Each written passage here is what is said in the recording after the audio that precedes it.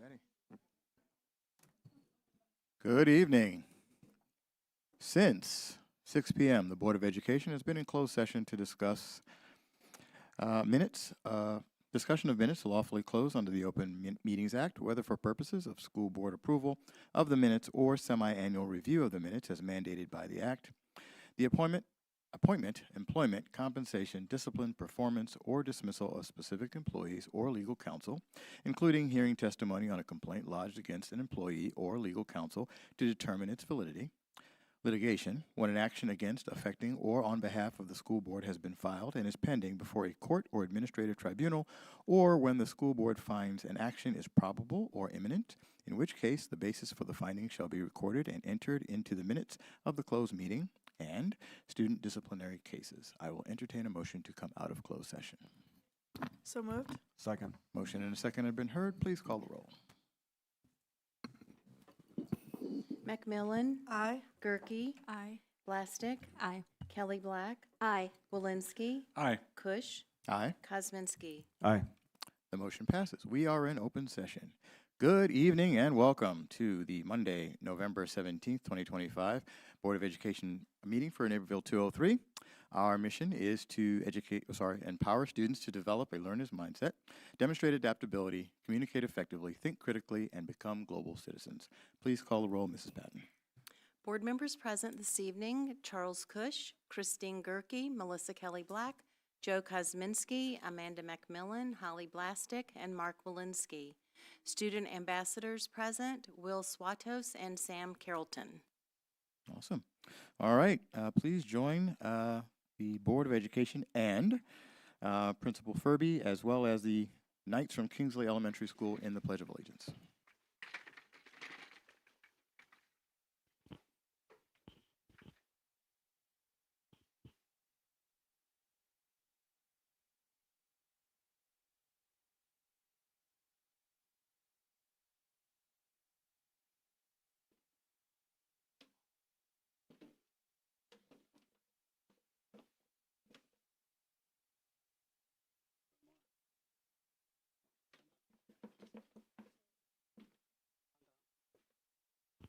Okay, looks like the whole Kingsley student population came. These are some of our special Kingsley Knights that represent a lot of our home and school volunteers that are very involved here at Kingsley. So thanks for being here, Kingsley Knights. Yeah, absolutely. Here we go. Hi, my name's Duke. I'm Russell. Dominic. Henry. Jacob. Jack. Juliana. Sloan. Paige. May. Sawyer. Connor. And here we go. I pledge allegiance to the flag of the United States of America and to the republic for which it stands, one nation, under God, indivisible, with liberty and justice for all. Actually, I think you guys can squeeze in a little bit here. You two come stand right here. You two guys come right here. Down here in front. Perfect. And then, you three come down in front. Right in front. Stand right between them. Here. And then all of you slide this way. I did this a little while. Perfect. Okay, Mrs. Patton's going to take a picture here for the district, and then any parents, friends, fans, paparazzi who wish to take a picture, you can come up closer once she gets one here for the district. Please feel free to come up a little bit closer. Hold up, stay right there.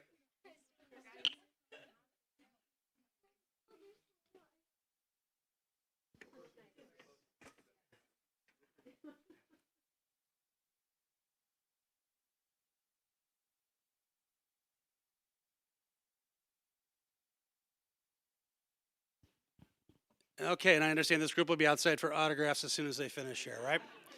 Awesome. Thanks for being here tonight. Appreciate it. Great work. Great job.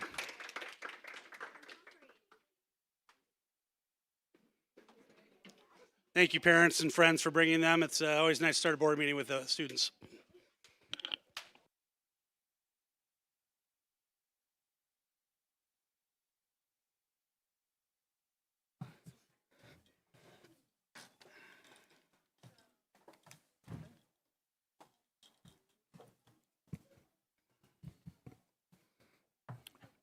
All right, item 4.0, recognition. Item 4.01, good news. All right, we have a lot of good news.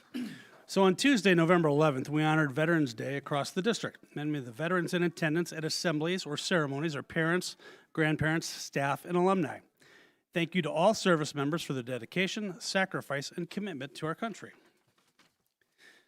The ribbon cutting ceremony for the new turf fields at Naperville North was recently held on November 5th. These fields will be utilized for physical education classes, student activities, and athletics. I didn't see her. I thought I saw her earlier. District 203's very own Director of Buildings and Grounds, Melanie Brown, was recently featured in an article from Blueprint magazine. The article highlights specific projects Melanie has headed and the work she's done to bring projects from conception to completion. We couldn't be prouder of Melanie for this feature and recognition of the hard work she does toward making spaces our students can thrive in. There we go. Naperville North's varsity boys, probably taking a little, I don't mean to take your thunder away here, but I got to say it, okay? Naperville North's varsity boys soccer team are state champions. Huskies reigned supreme in a tough game against St. Lawrence High School, and the board will honor the Huskies at the December 15th Board of Education meeting. Go Huskies. The Tech and Learning Midwest Regional Leadership Summit was held on November 7th. This year's theme was Reset and Reimagine, Planning for Tomorrow's Education. This summit brings together area district administrators and service agencies to take a deep dive into what it means to teach in the age of AI. Congratulations to Dr. Nora Schmass, who won the Innovative Instructional Technology Coordinator Award at the event. Nice job, Nora. Naperville North hosted their second annual career takeover on November 6th. Am I taking your whole report? Okay. I just realized I got a central thing coming up right after this. We're good, okay? On November 6th, over 120 professionals from a wide range of career fields came out to share their stories, experiences, and advice in breakout sessions with all grade levels. Following these sessions, a career fair was held in the field house for all juniors and any interested seniors. What a wonderful experience and opportunity this was for Huskies. Now, Naperville Central's athletic director, Jeff Plackett, won the Division III Regional New Athletic Director of the Year Award from the Illinois Athletic Directors Association. Jeff has been recognized for his demonstration of outstanding leadership, professionalism, and dedication to student athletes, coaches, and school communities across Illinois. All division award winners will be recognized and presented with a plaque at the IADA State Conference Awards Dinner on Sunday, March 15th, 2026 in Peoria. Congratulations. Madison Junior High School alum Emmanuel Rugamba spoke to 7th and 8th graders about his experience in business and as a professional athlete. To quote Manny, "We talked resilience, we talked goals, we talked about what it looks like to protect your dreams even when you're young and the world hasn't quite noticed you yet. Thanks so much for sharing your expertise with the current Warhawks." That's our good news. All right, item 4.02, student ambassador reports. This is your first time with us, right? So why don't you both determine who's going to go first and then introduce yourselves a little bit and then give us your reports. Hello, good evening, everybody. I'm Sam Carlton. I'm a senior at Naperville North. I'm a captain of our combined North and Central hockey team. I'm a captain of our lacrosse team at North. I'm an ambassador for the student government, an editor for the yearbook, a leader of our student section called the Dog Pound, and I'm also a student ambassador for new transfer students. So like Mr. Bridges said already, the Huskies boys soccer team are undefeated state champions. They beat St. Lawrence 3-2 in penalties. The Dog Pound showed up great. The students were able to pack the stands even though it was an hour away in freezing cold temperatures. It was a great performance by the students themselves. This is the third time ever in Illinois to go undefeated and win a state championship, so really proud of the boys there. This is the fifth state championship in program history, and All-American honors were awarded to Josh Peterson and Sam Hess of our team as well. And this season, Coach Conrad won his 400th game of his career. At the end of October, North beat Central in the Crosstown game, which is also pretty good highlight of my high school career here. And more recently, North hosted our fall play Trap over Halloween weekend, which is a big success. I heard a lot of people enjoyed it. Our National Honor Society students were inducted on the 5th of November. Our girls cross country team placed 15th as a team at state, and 3 individual boys qualified for the state finals themselves. Our Husky girls swim team had a great showing at the state with our 200-yard medley relay team placing 14th in Illinois and 2 individual swimmers placing 12th and 13th in Illinois in the 100-yard breaststroke. 6 swimmers were given all-state honors as well. And like he said about the career takeover day, it was a big success. I think everyone agrees that they would love to see more of this, and it really gave them a good insight into what they want to be in the future. It really helped me out for sure with the engineering aspects of things. With the Veterans Day assemblies, we honored our veteran teachers. We had a guest speaker, Ms. Boyer from the Naperville VFW. Our Veterans Club also made a $500 donation to Naperville Response for Veterans. Our new turf fields opened up, and all the students, especially me and all my lacrosse teammates, are really excited to use it for the spring season and their PE classes as well. Our combined North and Central hockey team have a big game this Thursday against Nequa in the Carillon Cup, so basically our Naperville little mini tournament we have. And if we win, we'll go on and play either Oswego or Waubonsee in the championship next Tuesday. Our winter sports have begun, and our first games are tonight. I think girls basketball officially is underway. And lastly, our annual Cocoa and Cram is being hosted on December 10th after school, allowing all students at North to take part in some fun pre-final studying and tutoring as well.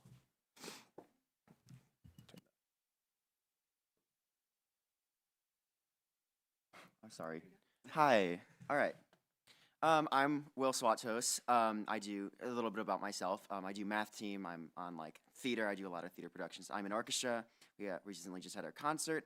I do National Honor Society, Music Honor Society. You know, I love music. And then finally, I'm in senior class council. So those are just kind of things about myself. But moving on to things that have happened at Central over the last month, there are a lot of sports stuff. So basically, we had our winter season beginning for all of our athletes, and many of our IHSA competitive clubs like debate and speech and chess have started their seasons as well.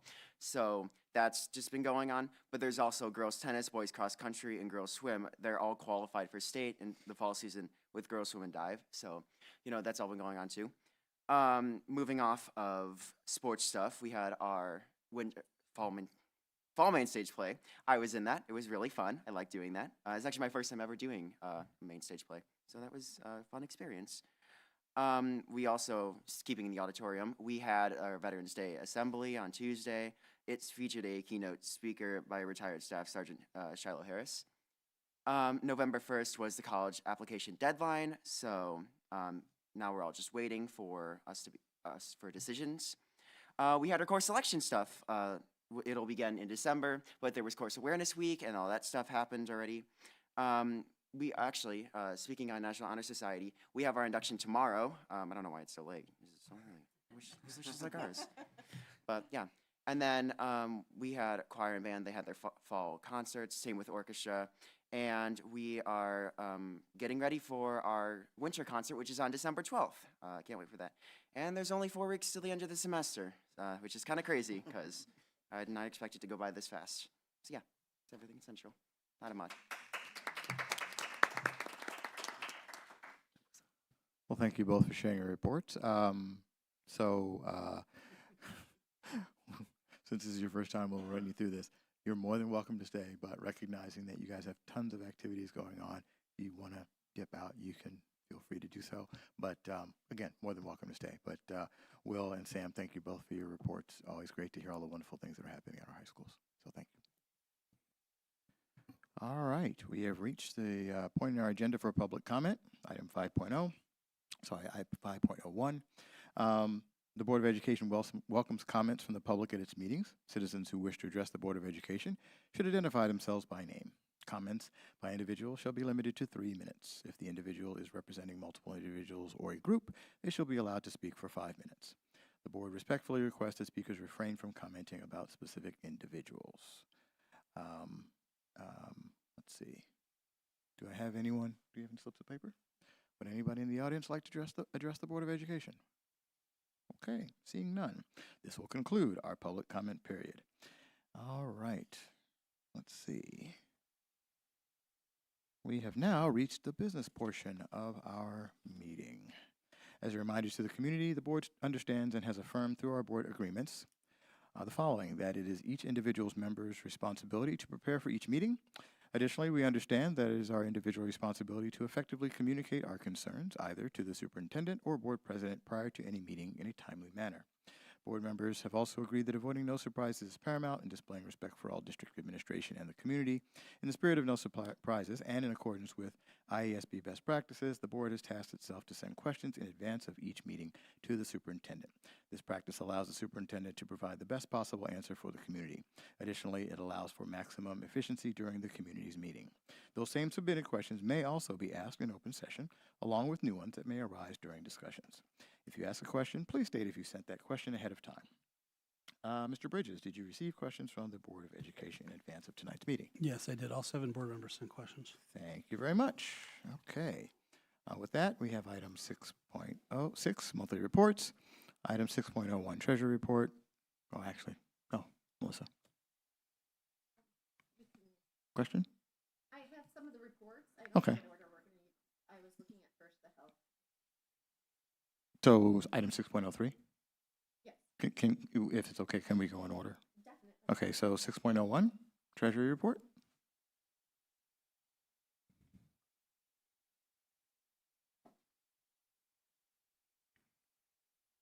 Yeah, Melissa.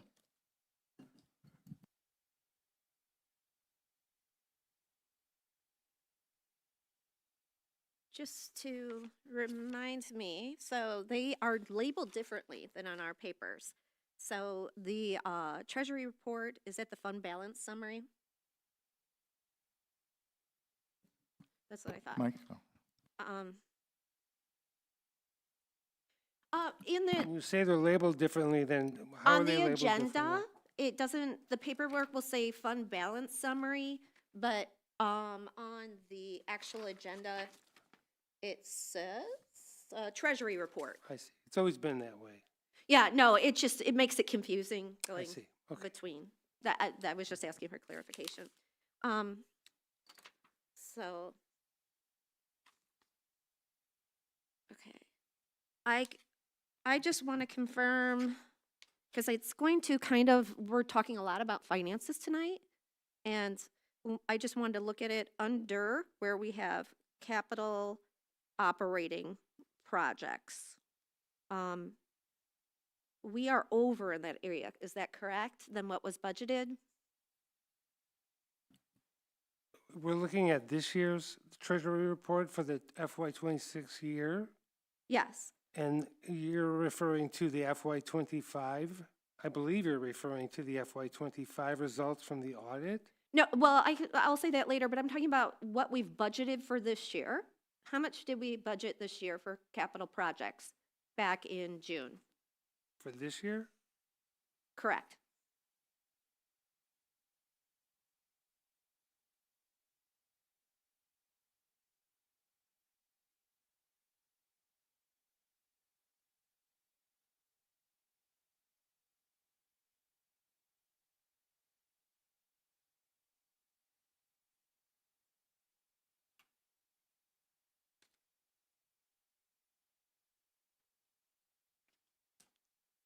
Bear with me. That was not a question that you asked in advance, was it? Yeah, I asked some, that was not one. I did ask, though, I think the same fund. I think I asked the same question, but a lot of these, the questioning overlapped. So we can just, No, I'm going to pull that information up. I just need a little bit of time to get that yeah, information. no, I'm sorry about that. I guess where I'm going to go with this is we will later tonight be talking about the audit, and I know that we've been way over budget on capital projects. So I just wanted to get a feeling of where we are year to date now, this year, how we're trending. The budget for this year is $22,225,000. So we've exceeded that already, correct? According to the fund. What are you referring to? Can you point? Let me know what you're referring to when you say that. The year to date, when looking at the treasury report or the fund balance, how much have we spent this year? The expenditures year-to-date in the capital projects fund would be listed in the lower table in the column that's called expenditures. If you follow the capital projects on the left and the expenditure column on the middle, and you go down, the year-to-date expenses in that fund are $8,564,000. Correct. And how much was our, But I thought you said that we overspent that budget already. no, I'm sorry, I did say that and I was incorrect. Okay. What percentage have we spent then? Well, it's 20, I'd have to do the math on that, 8.5 million out of 22 million. Someone has a calculator, we'd have to calculate. All right, we don't have to do that. I don't want to put you Well, through you this. asked, I mean, we can certainly do that. No, I don't want to. I think it's more relevant.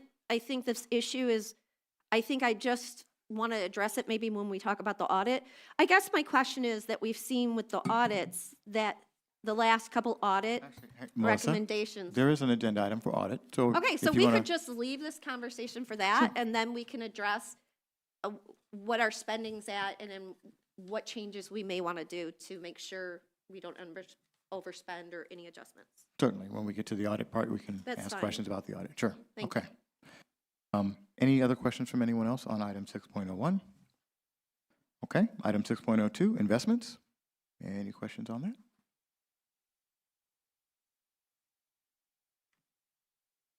Okay.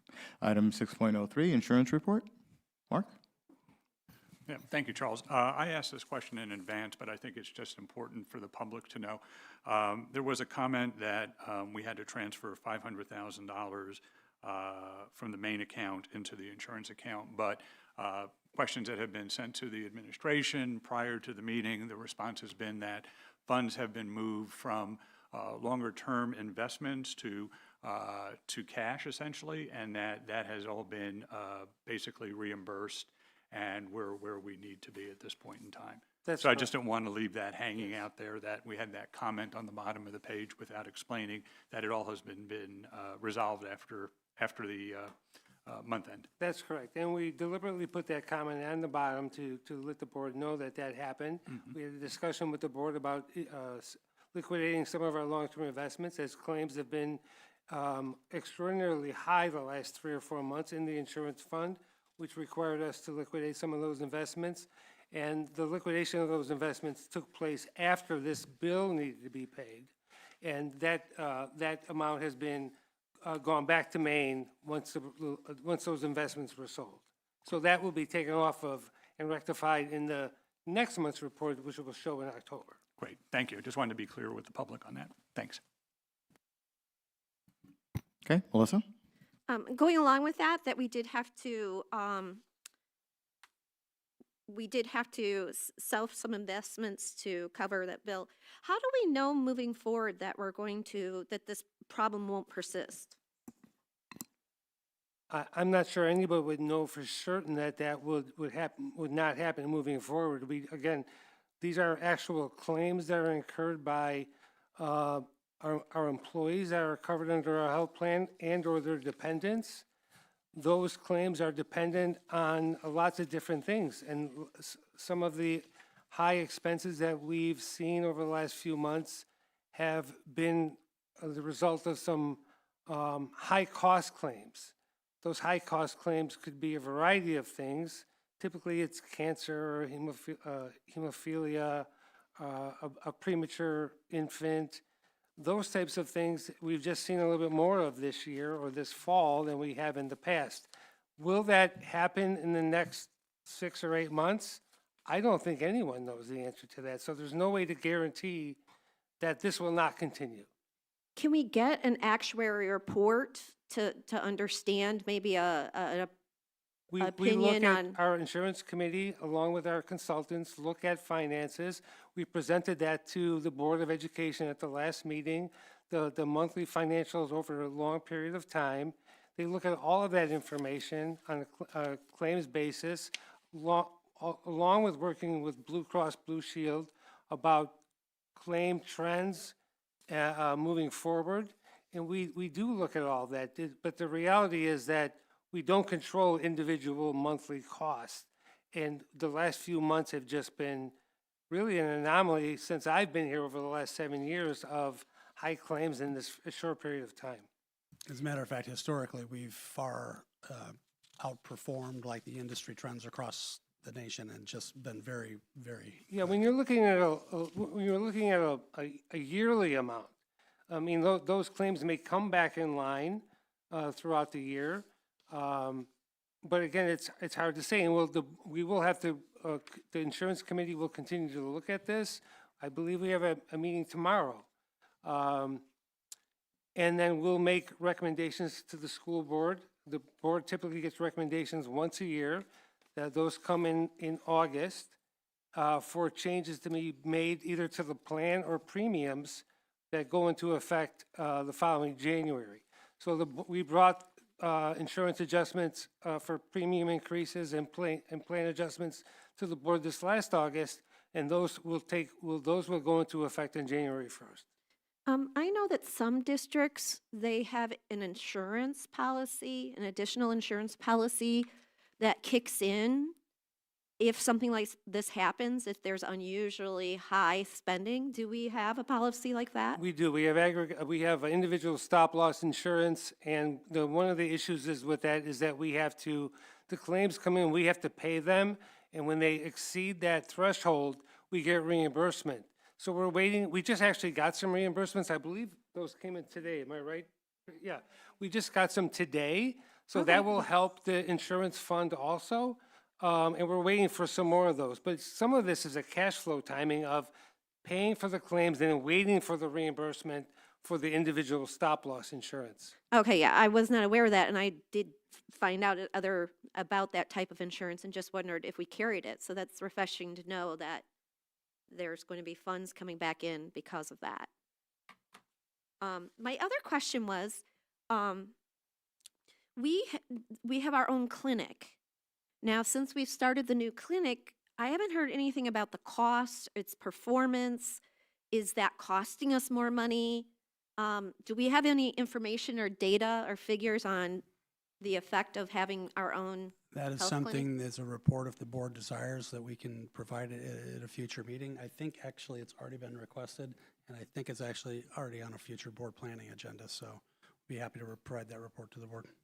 An update on the direct primary care facility, yeah. And is that something we could, when we talk about the health insurance fund, that we can include that data moving forward so we get a whole picture of? I don't know if that's the right place to include that. Mike, your thoughts?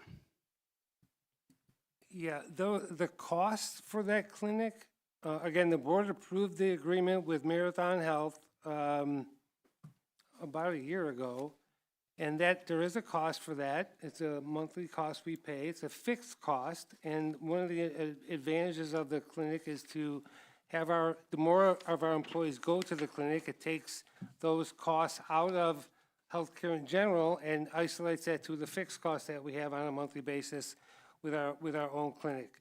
We certainly, those costs are included in this overall financial report, but the data on the usage is something that's looked at by the insurance committee. And as the superintendent said, we can give some similar report to the board at some point in the future. No, that would be greatly appreciated, so we can see how it's functioning, because I know we're all excited to see some savings, some healthier employees, so that would be nice. Thank you. Other questions from other board members? Okay, seeing none. That was item 6.03. So item 6.04, budget report. Any questions? Okay. All right, item 7, action by consent. Item 7.01, bills and claims. Christine? Okay, so Holly and I reviewed bills and claims together this month with Tracy. And as always, business office is super helpful walking us through it and answered all of our questions before we had our meeting. So with that, we can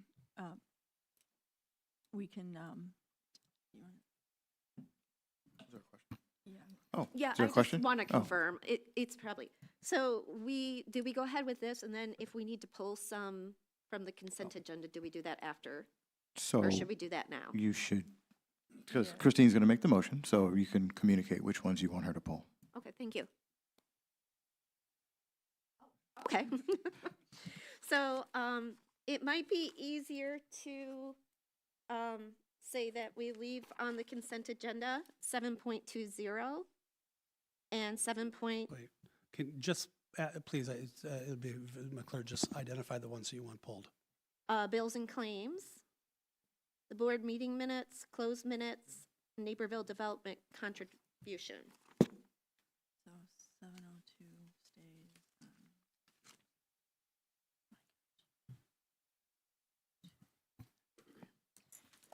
Okay, so with that, 1 second.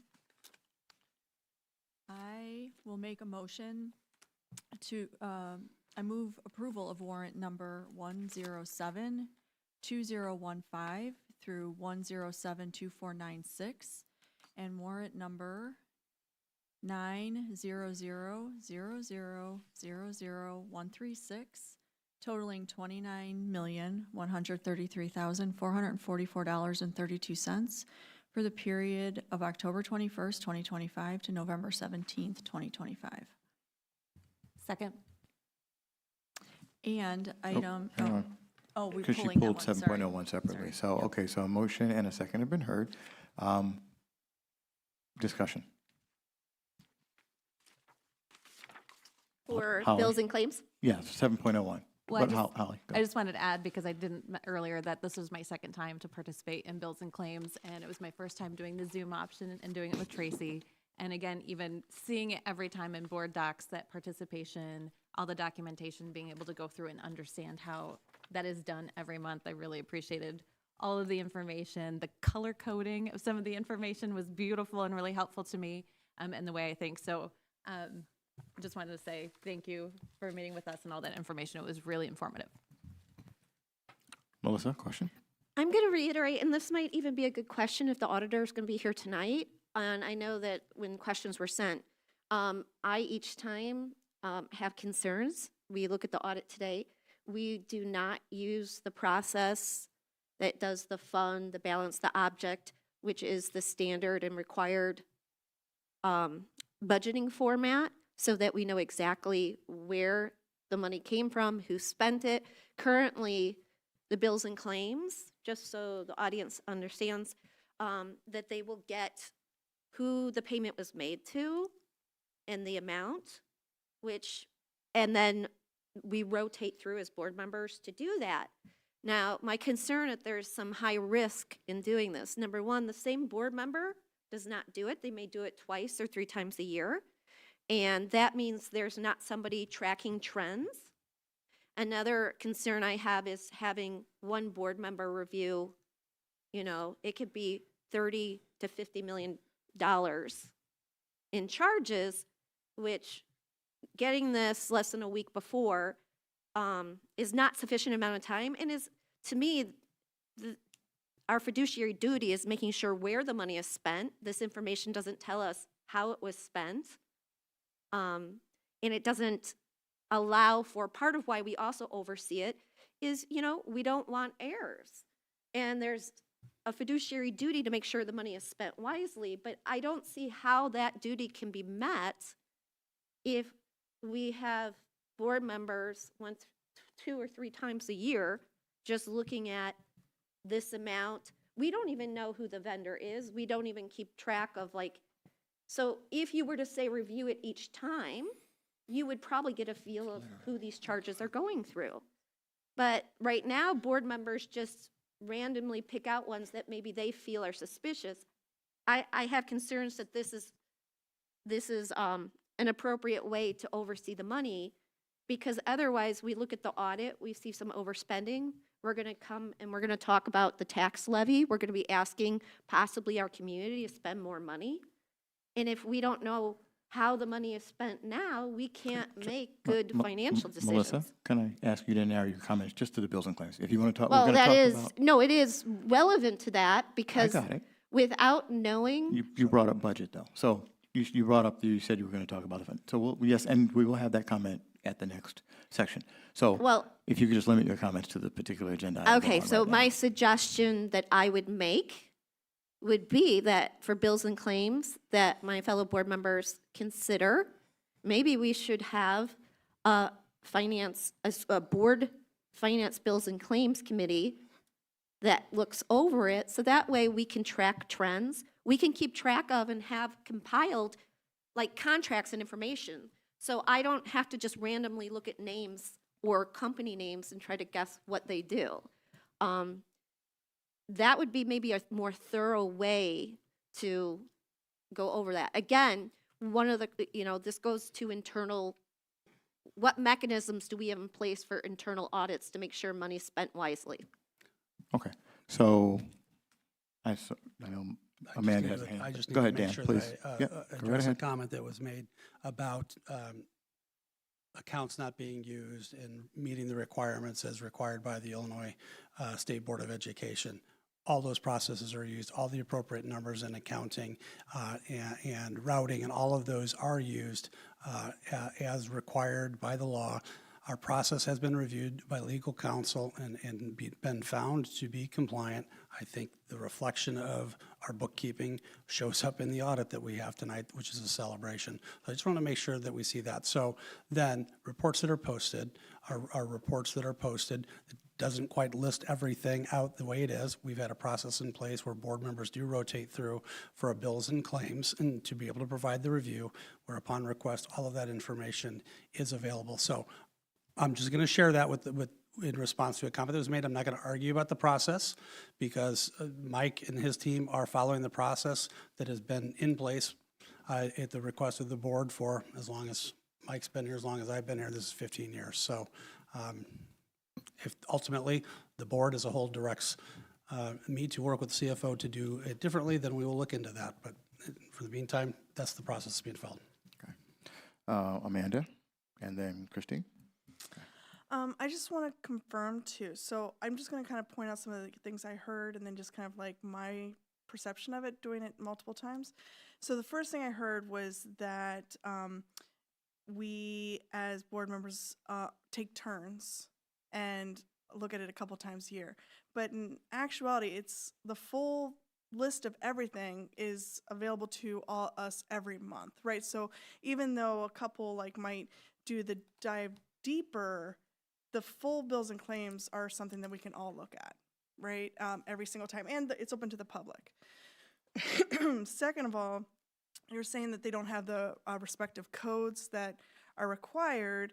The main sheet that has, because I think there's probably at least a couple thousand transactions every month across all of our 3,500 employees or so. That's why we do kind of like auditing, right? So we're mini auditors every time. That's what we're taking turns on. And when you audit, 10% of the different things, just looking at, oh, these are multiple transactions, or why are we having this vendor, or anything over this amount is what I want to look at, or anything below this I want to look at, we can pull. And Michelle Swoop has never once said no to any of them. And so that's what you have that separate meeting for, that she always schedules at least a week or so before. And then that's where you see the paperwork filed for what it was for, the reason for the business, all the receipts, making sure taking out anything that's a non-allowable expense, every single code that ties back to the budget, including what kind of account this was for, what it, what the material was used for. All those things are all there, and she's a person that sits in an office and looks at these all the times, and she can tell me every single thing that they're for and who bought them and what it was for, because she knows everybody, has been doing this a long time. So that's what, someone that's done this now since I'm in my 5th year at least 10 times, why I trust what we have. And it also helps save time being able to sit in with Michelle and do that, because I trust my other board members to step up and do their own auditing from their own lens. And so everything's there if you dive deep and follow the process. And so that's my perspective of kind of like the rebuttal in regards to that. I don't want the community to think that this is we're not really looking into the fiduciary part. It's, if anything, we're getting further in the weeds than we probably should, but I like that they give us that option. So that's my experience perspective. Christine? So when I just pulled up the spreadsheet that Tracy provided when I submitted the items I had questions about, and as is always the case, it shows me what the vendor is, which I highlighted and said, tell me more. The actual amount that was spent there, which is again available in board docs for any of us to see. It tells us the department and then the information about it. So when I do bills and claims and I pull this stuff, yes, I get a direct answer about a specific item or however many I submitted. I think I have like 15 here. But then what ends up happening in the conversation is a little bit of history about that, or a little bit of, but we're working on trying to consolidate that. And I had pulled, for example, on here, there's 5 Comcasts, and they were all these tiny amounts. I was like, well, why is Comcast sending us stuff for $10, $32? You know, just like, I would just think of one big Comcast bill. But Tracy explained that you guys have been trying, the business office has been trying to get some of this consolidated, so instead of all these little charges, we would just have one nice big charge and whatnot. So it's in the conversations too, that deeper dive, that we learn a little bit of the history of some of these charges. We learn how maybe we might have some purchasing power or whatever the case may be. But we have, through this is where we do get that more specific information. They'll even say on the receipt, this was for 10 students that went to some, they had a field trip of some sort, and this provided X, Y, and Z for 15 students and 2 staff members, whatever the case may be. So we do get, it's not just a name and this dollar amount that's just out there. The explanation is given to us during bills and claims, and we are mini auditors. That's what we do. And the rotating of bills and claims, it's through that I've learned a whole lot, and I would like to think I'm better at it than I probably am, but I have my own history now of, I remember what that vendor does now. And oh, you know what?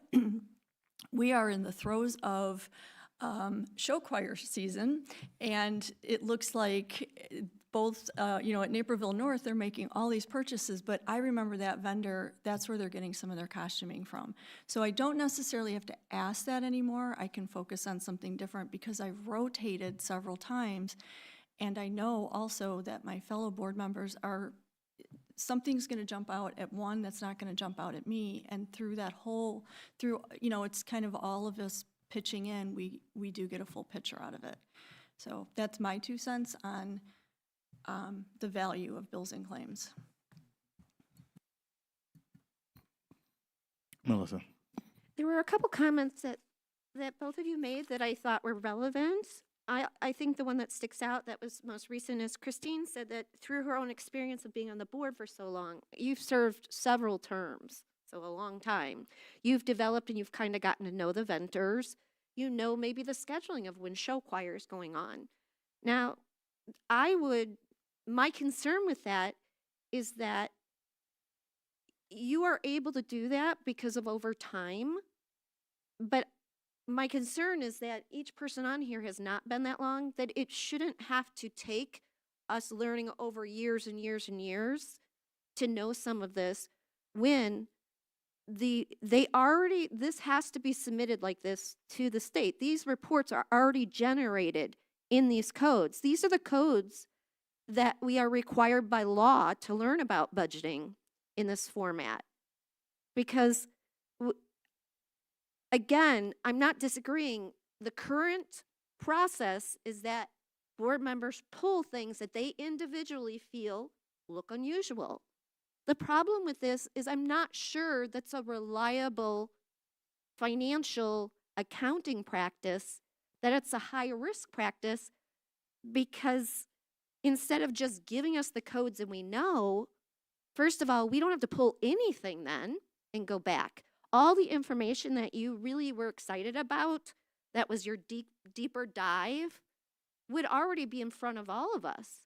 And these reports could simply be posted with the bills and claims. We could have one other report under there, and that way all board members could have a more thorough understanding. They would not have to go back to an individual and say, hey, this looks unusual. They would know. I'm talking about ways to reduce. Just because something's been done a long time doesn't mean it's the best way to do it. Now, I mentioned again, one of the things again that's going to come up is in the questions sent ahead by board members, people were asking about internal audits. We're not audit experts, but that's all the more reason we need those clear codes so we know how to ask better questions and to follow through. Because when you say we all get to be auditors, well, that means that if I'm at home, I'm not meeting. I would only as a board member meet 3 or 4 times. Am I going to start calling in and asking the office, oh, this looks weird to me? No, that's not our practice, and it wouldn't be efficient.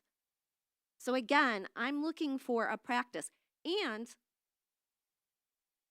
so right now, just to be clear, if we don't pull these to get that specific information, and we are by law, I brought in the law, says that we are tasked as board members to make sure that our budgeting is in this format. If we never see these reports, technically we don't know it's really in that format. And you talk about trust. Well, one of the things, this is business. This is the finances of all the families we represent. I don't want trust. I don't want my accountant to do trust. I want the figures. And I want acceptable budgeting practices like we're assigned to do. And this would help. And I'm not only just talking about the bills and claims process. The reason it's so important to us to have it budgeted like this and for us to see is so, say we get our budget and we're running over on something, or when we make budgeting decisions, we have to decide, how are we allocating the taxpayers' money? If I don't know how it's actually being spent, I really am not going to make the best decisions. So, and I could put this to bed. Another thing is, we could put this to bed by simply, I would like an outside opinion by an accountant, say an auditor, of our internal, what do we do internally to make sure? Like we do the audit we're going to discuss today. But if somebody tells me, no, Melissa, I'm an expert, this is low risk, I have looked at how you do this, that's a different story than we've done it forever, or somebody says legal says it. I need to know that, then I can present that to the people, and I will be more than happy to participate. So, go ahead, Mark. Thank you, Charles. Yeah, just a couple of things. As I'm listening to what my fellow board members are saying. One, I think, Mike, our general ledger and our budgets have the account codes, and that's how we make our entries, and that's how we budget. And we follow the state's GL process. So we do that. I think when we pull the details on the bills and claims, we see how this transaction, or this invoice rather, has been coded. And we know also what the approval process is for that particular item.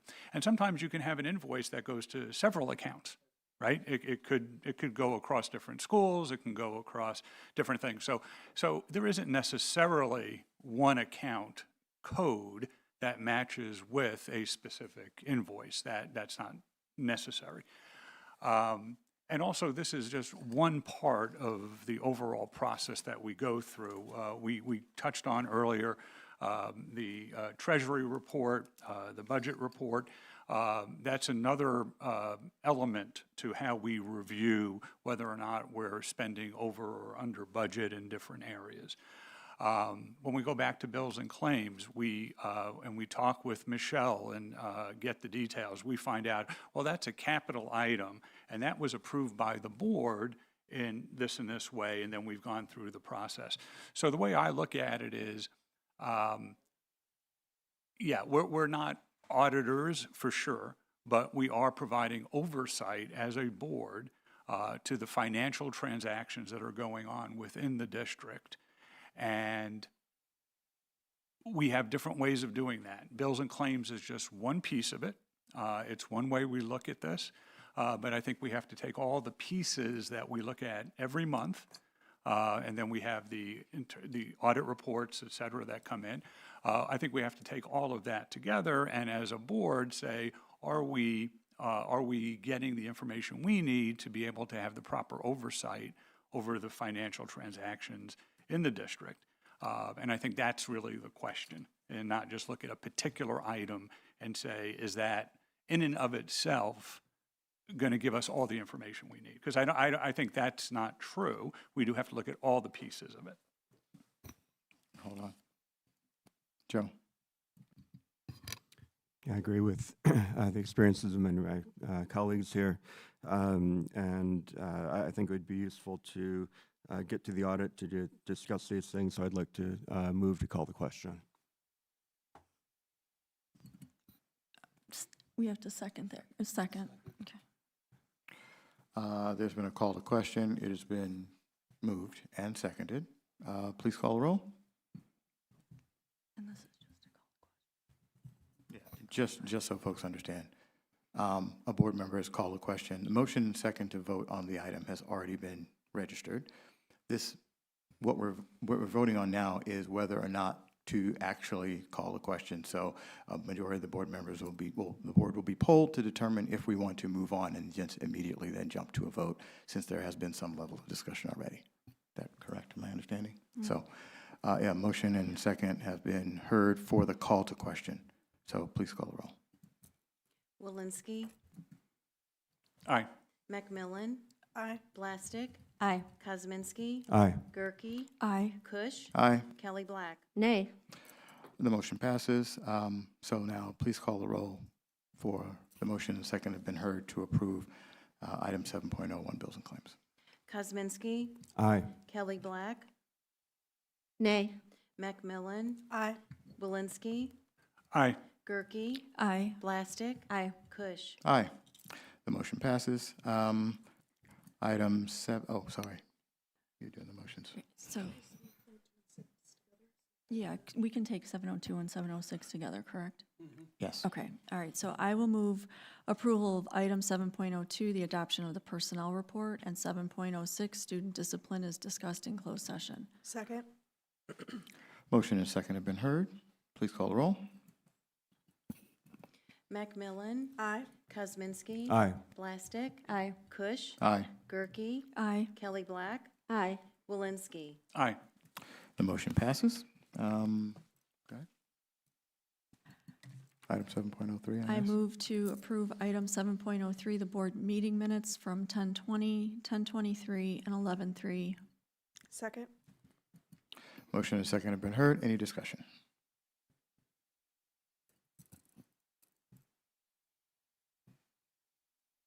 Seeing none, please call the roll, Mrs. Patton. Kush. Aye. Kelly Black. Abstain. Blastic. Aye. Walensky. Aye. Kosminski. Aye. Macmillan. Aye. Gerke. Aye. The motion passes. I move to approve item 7.04, the closed minutes from 10:20, 10:23, and 11:03. Second. Motion and second have been heard. Any discussion? Melissa. I would just like to reiterate that the closed door minutes as they are not complete enough for people to refer back to and understand. Say a board member misses a meeting, for them to be able to go back and know what was said and what was discussed. The other issue I bring up each time is that documents that are presented to board members are frequently not put in board docs. So again, the reason to have the minutes is to be able to refer back and have an account of what happened for current board members, future board members. It's a transparency and accountability piece. Along with that, the other issue is our agenda doesn't even. So as a board member, most of the time, since documents are attached, when I go to a board meeting, we have a no surprises act. I'm actually frequently surprised because all I know we're meeting in closed door about is those general topics that are given. I have no further information. I have no further documents or information, so I can be a prepared participant. So I would like to see the closed door minutes be more thorough and have all documents attached. Any other discussion? Okay, please call the roll, Mrs. Patton. Kush, Aye. Macmillan, Aye. Blastic, Aye. Walensky, Aye. Kelly Black, Nay. Kuzminski, Aye. Gerke. Aye. The motion passes. I move approval for item 7.05, the Naperville Development Contribution.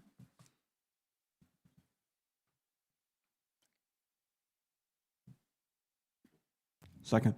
Motion and a second have been heard. Any discussion? Wait for a second. Melissa? I was surprised to find this on the consent agenda. Did I miss where we discussed making this contribution as a board? Except for the fact that we do it every single year around this time, it's Since an ongoing- 1995. It's been an ongoing thing. It's part of our annual, it's an annual thing that we do every year. I'm- So that's- Again, we have new board members. I would think, and I would like to see. you've been on for 2 years, so it's happened twice in your tenure. Yes, and as you can tell, I try to make comments and I keep making them. It doesn't make a difference. But I would like to bring up that according to my understanding of the roles of the board member, the fact that this was committed without having board approval first, I'm seeing that trend. It's not just in this item, that the board will take actions and then come for a vote when what we've received is that this, basically a bill saying, okay, $10,000. I would like us, if we're going to spend money, that we follow the rules that the board vote to, yes, we'd like to make this contribution before we actually make the contribution. That's So if a actually board, what the action is. can I? Yeah, this action is we are voting on whether or not we're going to spend the money. So therefore, no, please, you're not recognized. Let me finish speaking, please. Can I? Thank you. This motion is if the majority of the board does not vote for that, we are not spending the money. We are not spending the money. So what you said is absolutely not true. We are voting on it right now. If the motion passes, then the money is spent. It's a recommendation from the administration. It is loaded into this for our review. We then vote on it. If the answer to that is if we vote on that and it passes, then it passes and we will spend the money. If it does not pass, we will not spend the money. That is how that works. Okay, Charles, what is the attached document for this item? Do you know what that is? It's an invoice. Yeah, an invoice from the The organization. Naperville Development Corporation, yes. So it's a bill invoice already. Got it. So what I'm saying is. So would we turn But around? what I'm saying is, so you can look at me as if you don't believe what I'm saying, but it is absolutely true. If a majority do not vote for this to be approved, we will not be spending the money. This is what this is for, and this is customary, and the group understands that when they send us an invoice, that it's subject to approval, period. Maybe this is better to clarify my position, is I would also think that it would be in very bad form to not make a contribution publicly. To vote it down is not the way to go about it when they've already sent us an invoice. I think maybe the better way to go about this would be to have that discussion up front before we have to turn around and tell the committee. And it's not so much about the contribution, it's following the procedural. It's saying that we don't say we've just done this every year, that we have that vote and we say, hey, it would have been nice. I noticed in the questions, some board members that were new didn't know what the committee even did, what this was even for. So I'm recommending that in this situation moving forward, that for new board members, for people in the community, that before we get the invoice and made the commitment, you don't get an invoice unless you've made a commitment. Again, you keep saying that, and it is not true. Is that not how? No, it is not. That's not how this works. The organization understands that it is subject to approval by the board. If it is not approved by the board, it is not paid. They understand that, and that's the way it is. So you can keep saying that, oh, it's already approved, it's already been agreed to. It has not. It is subject to approval by the board, which is what we are about to do when we vote. If we vote yes, then it will be paid. If we vote no, it will not be paid. So you can look at me as if you don't believe what I'm saying, but what I'm saying is absolutely true. Superintendent Bridges, is that correct? That is correct. Thank you. Okay. I just want to So- say, I have never heard of anyone receiving an invoice from an organization when they haven't made a commitment yet. So we can agree to disagree. I'm saying, I think the best practice is before we commit to the money, to an We organization. have not committed to the money. I You can keep ag- saying that we, Charles, no, you we keep can saying that we, before we disagree. commit to the You disagree. money. It doesn't mean I'm We have wrong not, because no, you don't agree. you're saying we've committed, it's just factually Can not true. I finish what I'm saying and not have you interrupt? I don't think. No. We each have No. to wait our turn, You Charles. you are continuing this conversation. I think that we need to, we've, a Charles, motion, I'm a motion entitled and a to second have been speak. heard. Why But at this, are you so, why is this board so okay, so. determined to now- not now let me you're- speak? Now, no, Melissa. Why not finish the Melissa, conversation? Melissa, we've had this discussion. We keep going back and forth on the same point. You have expressed your point of view. Your point of view is that we should do things differently. Understood, noted. We are now going to vote as to whether or Charles, not I we're would going to approve the appreciate if dollars. you'd let me speak my own And- voice and you not and- tell me what I think. I didn't tell you what you think. You just stated literally it. did I that. just repeated what you stated to everyone. As you heard it. So, okay. But Charles, I think Can somebody call the question? if you'd listen, is what I'm saying, and I would appreciate if you let me finish my thoughts. And if you and I disagree with what an invoice is, just because you think it's differently doesn't automatically make you right. So let's have some perspective in that. I'm not absolutely There right. is no- You're not absolutely right. We're The way this works with the particular organization So we're you- talking about and the understanding that they have, they would know, right? Superintendent Bridges understands it, and therefore that's where we're at. That's the agreement that we have with the organization, that until it is approved by the board, it is not committed. Well, my That is factual. understanding So- as board members that before we commit the money, and and that's my opinion. we're voting on it should vote before on we commit the money. That's what happens. Please call the roll, Mrs. Patton. Kelly Black, Abstain. Cush, Aye. Blastic, Nay. Macmillan, Aye. Kosminski, Aye. Walensky, Aye. Gerke. Aye. The motion passes. Okay. Item 8, written communications. Item 8.01, written communications, sorry. Item 8.02, Board of Education reports. Do any board members have? There we go. Amanda, please. All right. Well, I had some really lovely school visits with my adopted schools. I got a chance to go to Kingsley. It was nice to go home. My kids graduated Kingsley a few years ago at this point, and met with Principal Furby, and luckily we got to see him do the pledge today. It was she's doing really the whole team's doing really great things there. It was really fun to be on the other side of drop off, and Principal Furby knew every single kid's name, all 400 kids in that school that came out of the buses and the cars to get into the school, which is really awesome. Just really demonstrates the personal nature and belonging really fostered there. Really appreciate that. Then later, the next week, I got to go to Meadow Glens and meet with Principal Amaro. And get to see the really amazing, unique components of Meadow Glens and the real diversity there, from PI Plus to working with some of our our students that really need that one-on-one medical attention and care, and everything in between. Got to see the school and meet with some of the amazing team members there, and seen actually in hands-on some of the teams working collaboratively to talk about how they're going to integrate a new curricula, the new reading curricula there. It was really great to see that collaboration and work. So 2 great visits, 2 newer principals doing really great things, and I really appreciate it. I have scheduled visits with Scott and Kennedy coming up too, so looking forward to those. Awesome. Mark?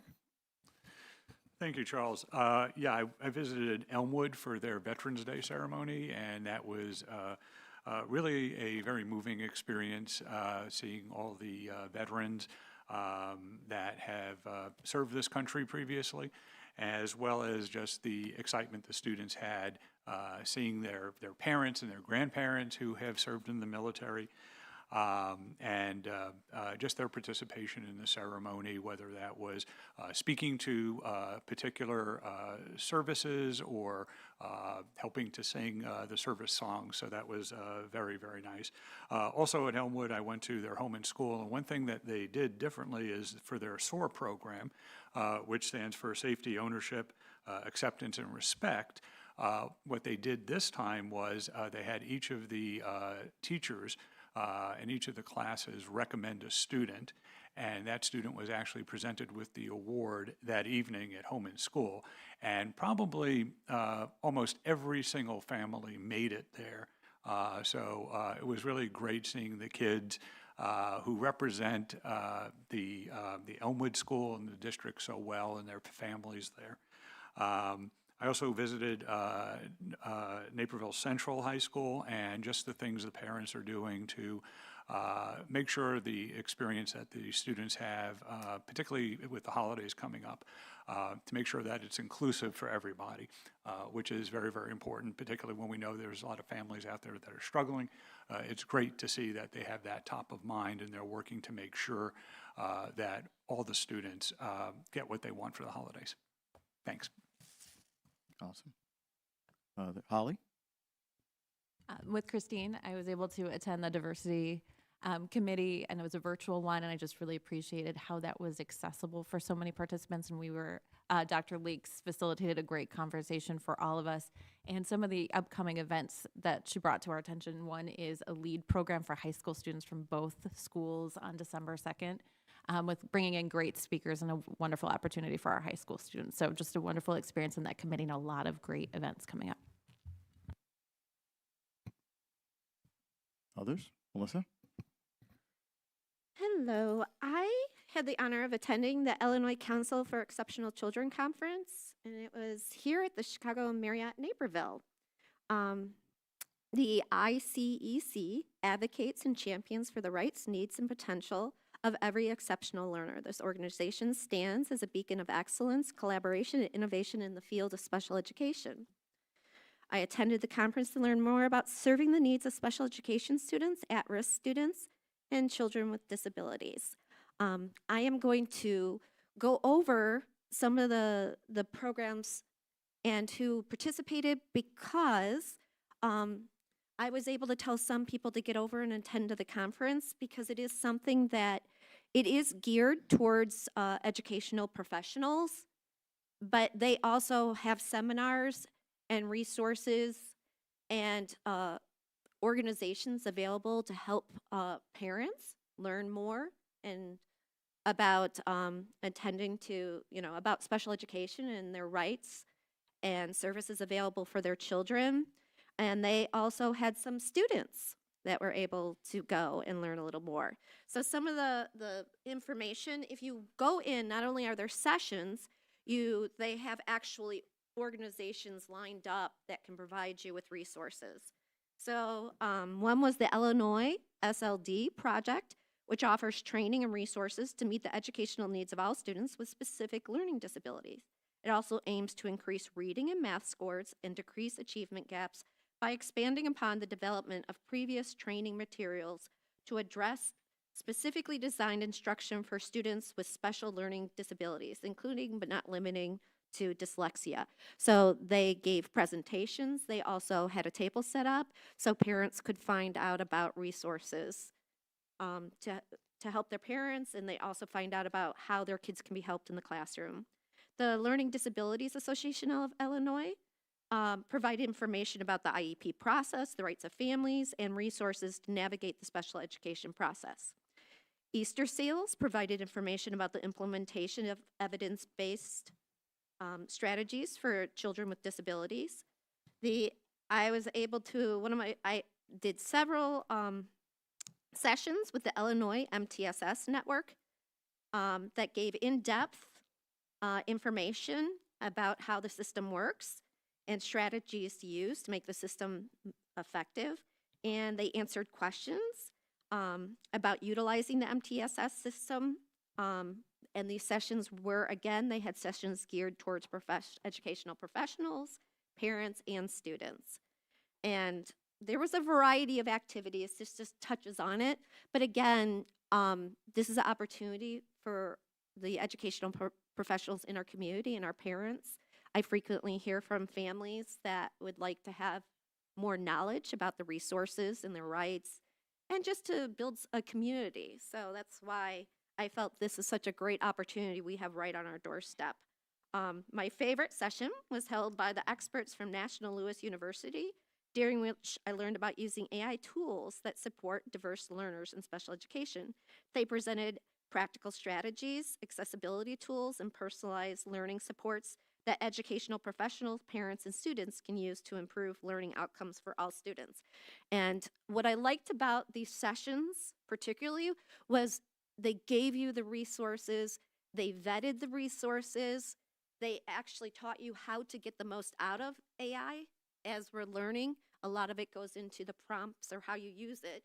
And there were a situation where it was kind of scary. There was one program that you can adjust a book to be read aloud. So this way you could take a book, say you have a child that's in the 8th grade, they want to read a book that's appropriate for an 8th grade student, their interest level, but maybe they don't, their reading skills are not up to that, but they could actually have it adjusted. It takes a sample of your voice and adjusts it and then reads the book in your voice, which is pretty scary about what AI can do. And it costs, I think it was like $75 a day.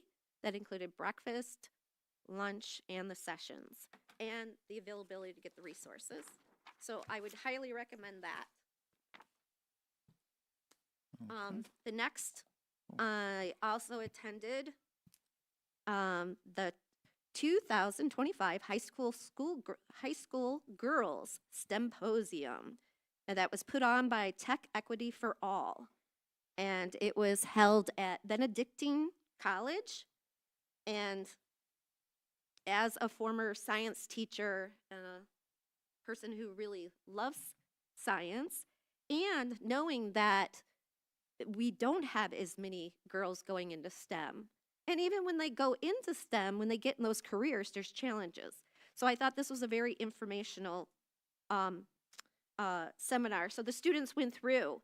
What I liked is they had building robots, they had artificial intelligence, chemistry of bath bombs. I took that one, which was fun. But one of the things I liked about this specifically is sometimes when we say STEM, maybe you make a bath bomb, but you don't really maybe learn a lot. For example, in this session, they had a student that was a doctorate student at Stanford, and she talked about her process of how do you sign up when you go to college to do lab work? What's lab work like? So again, it was a nice combination of fun activities that are engaging, but also with real practical information and tools. And it was amazing. They had so much stuff left over. This is free. This is for our students, your family, our kids. The girls can go to this. It's totally free. They have such good supporters that not only did they get their meals included, the classes, they had tables full of stuff for the kids to all take home. I also thought it was interesting to see how the students really worked together to support each other. They came from all over the Chicagoland area, and a lot of them maybe came just by themselves. So these girls really, it was a very inclusive, welcoming environment, and really, I haven't laughed that hard in a long time. So I suggest next year, maybe you try to take your daughters to that. Thank you. Okay. Any other board members? Okay. Item 8.03, President's Report. A couple of things for me. One, had the opportunity to visit Naperville North High School. So a couple of these things have been mentioned, but the one thing I wanted to talk about was Ebony Baker from the counseling team gave a presentation to the home and school group about preparing students for exams, and they had this little tip sheet that they gave out, 5 tips to help your students with exams. that they put together with different tips in terms of daily habits, how to get students organized and ready.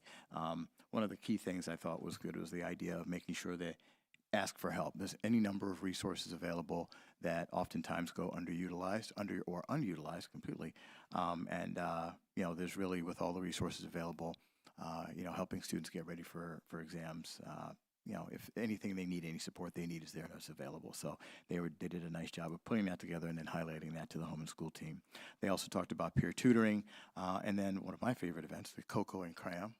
It's definitely a school favorite in terms of really getting everyone together and learning commons, and the students get to get as much cocoa as they would like, and then there are tutors there, and then there are educators there, teachers there who will help with different subject matters, et cetera, so everybody comes through and gets help on things.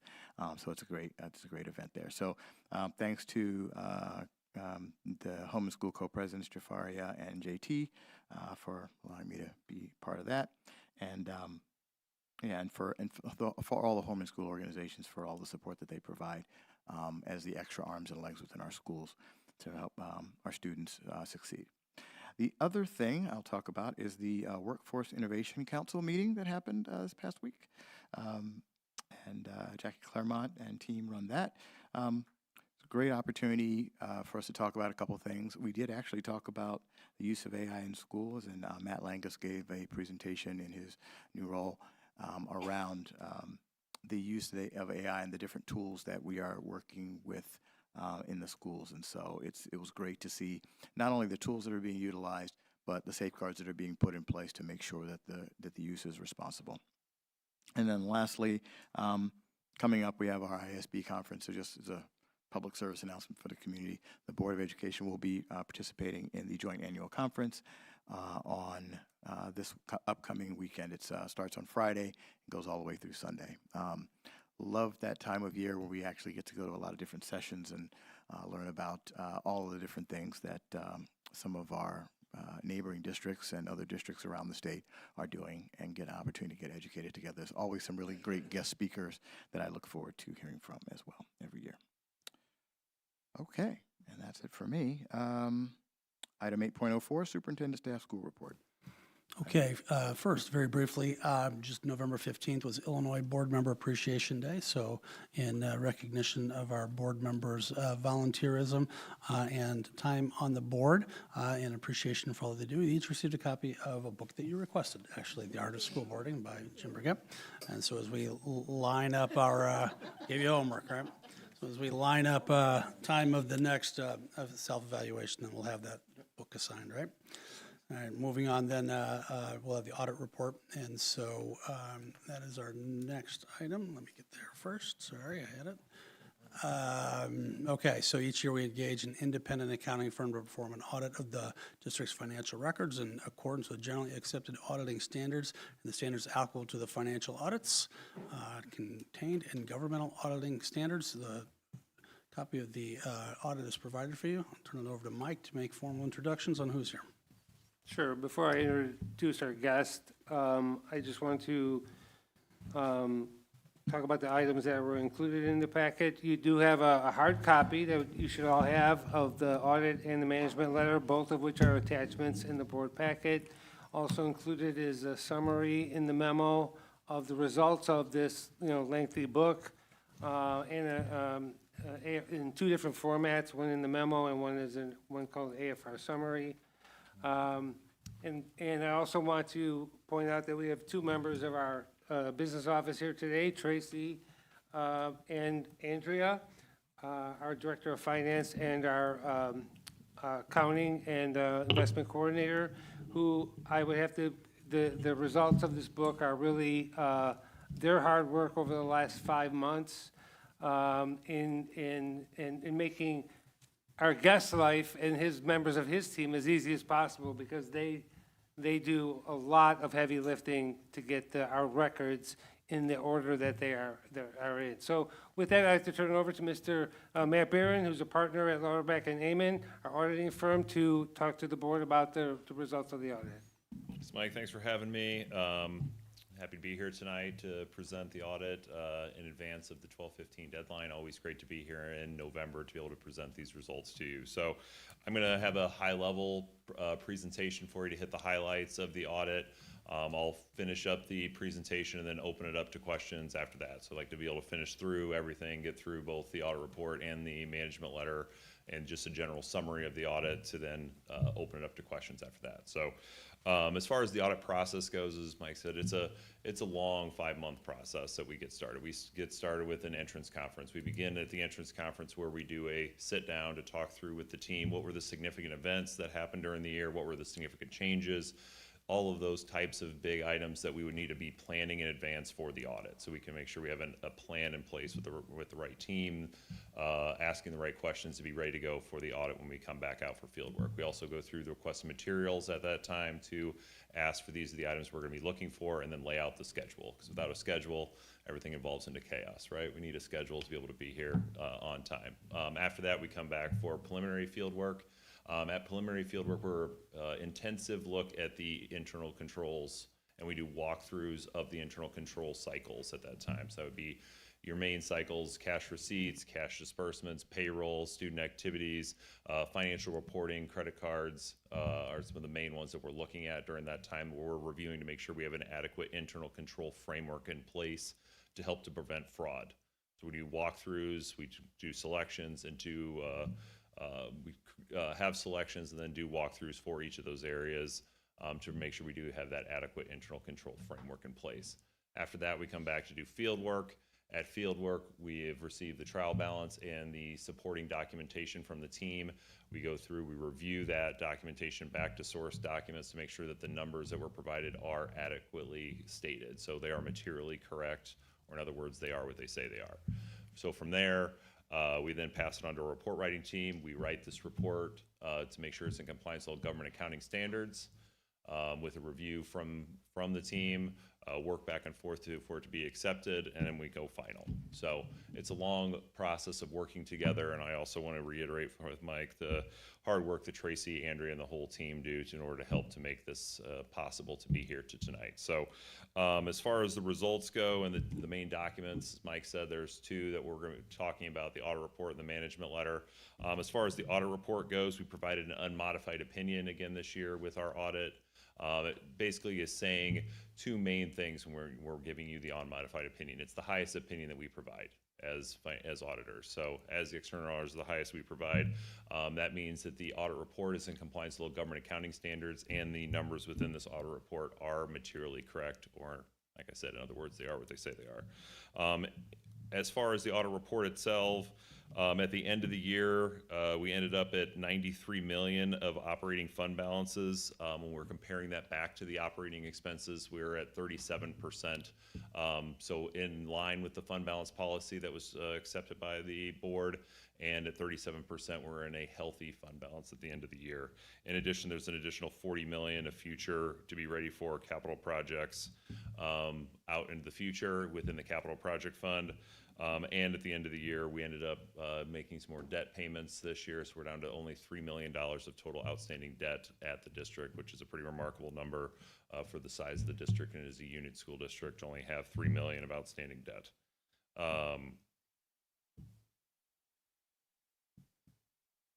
That's all for the audit report. Going on to the management letter. As far as the management letter goes, this is additional comments we're providing to you as the board that doesn't fit within the audit report that we want to communicate to you.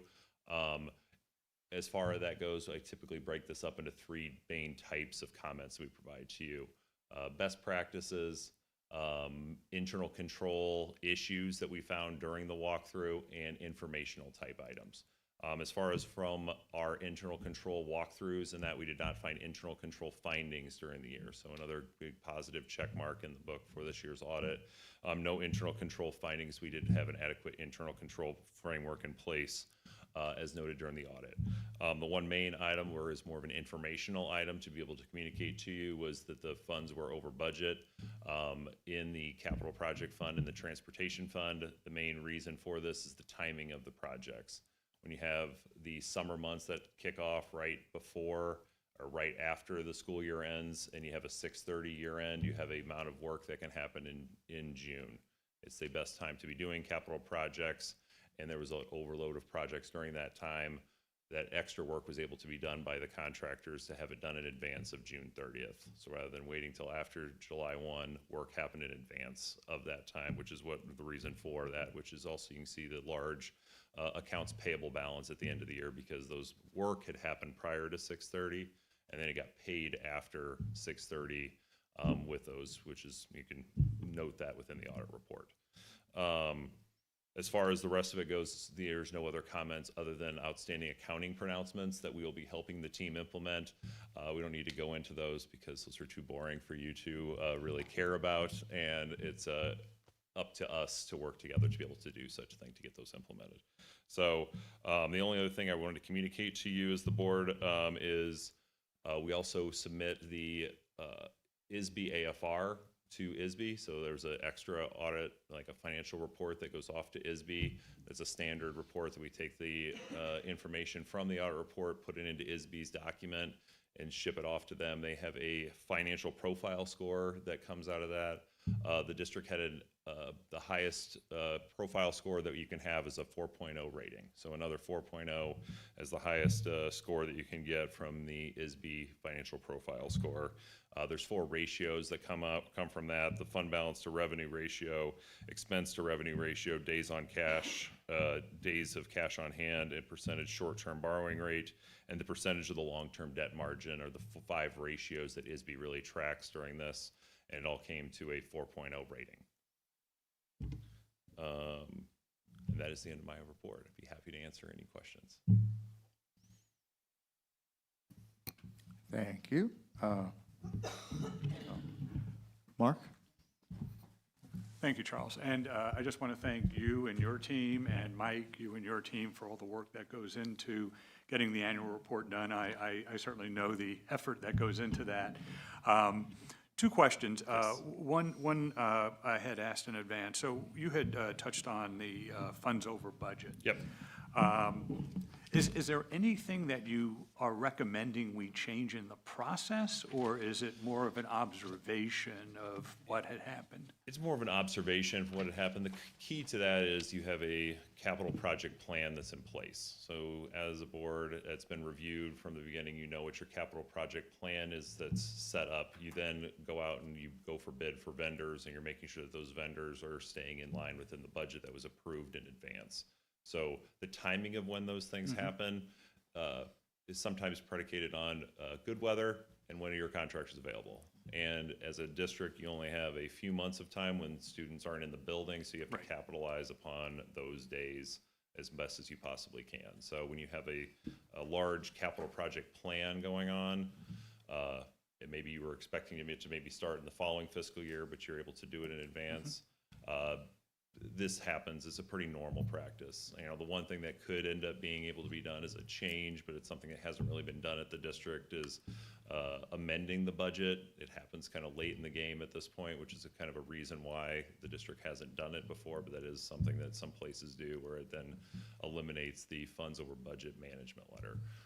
But it still would end up going through the same process of reviewing it, going through what it is, so you guys know what it was that the expenses were spent on.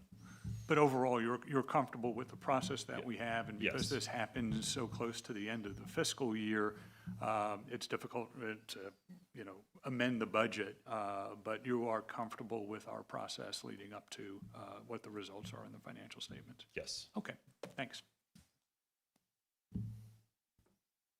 Melissa?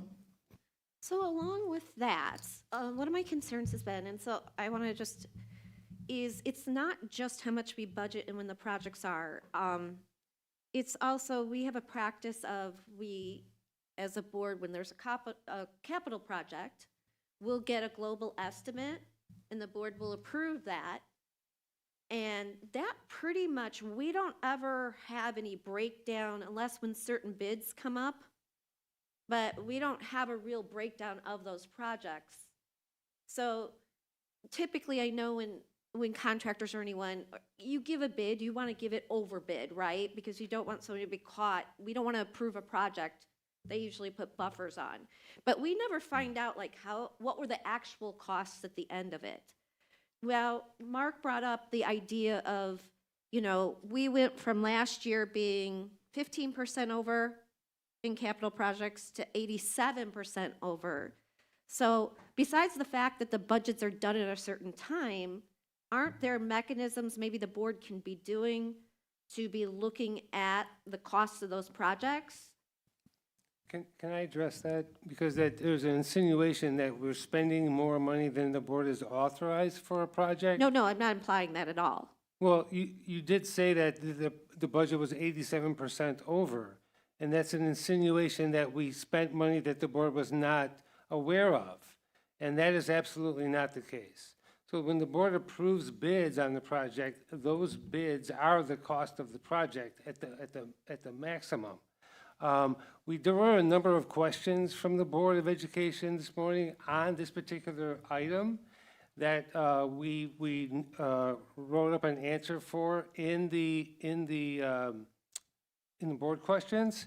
And I think we should, if the superintendent allows me, I think I should read this so that the community and the board has a full understanding of what this note is regarding in the management letter. Is that okay? My particular question, just before you go answering it, can Melissa, he was in the middle of speaking. He hadn't stopped. Let him finish. Okay, thank you. During our recent audit, the auditors issued a management letter that contained a single comment related to funds over budget.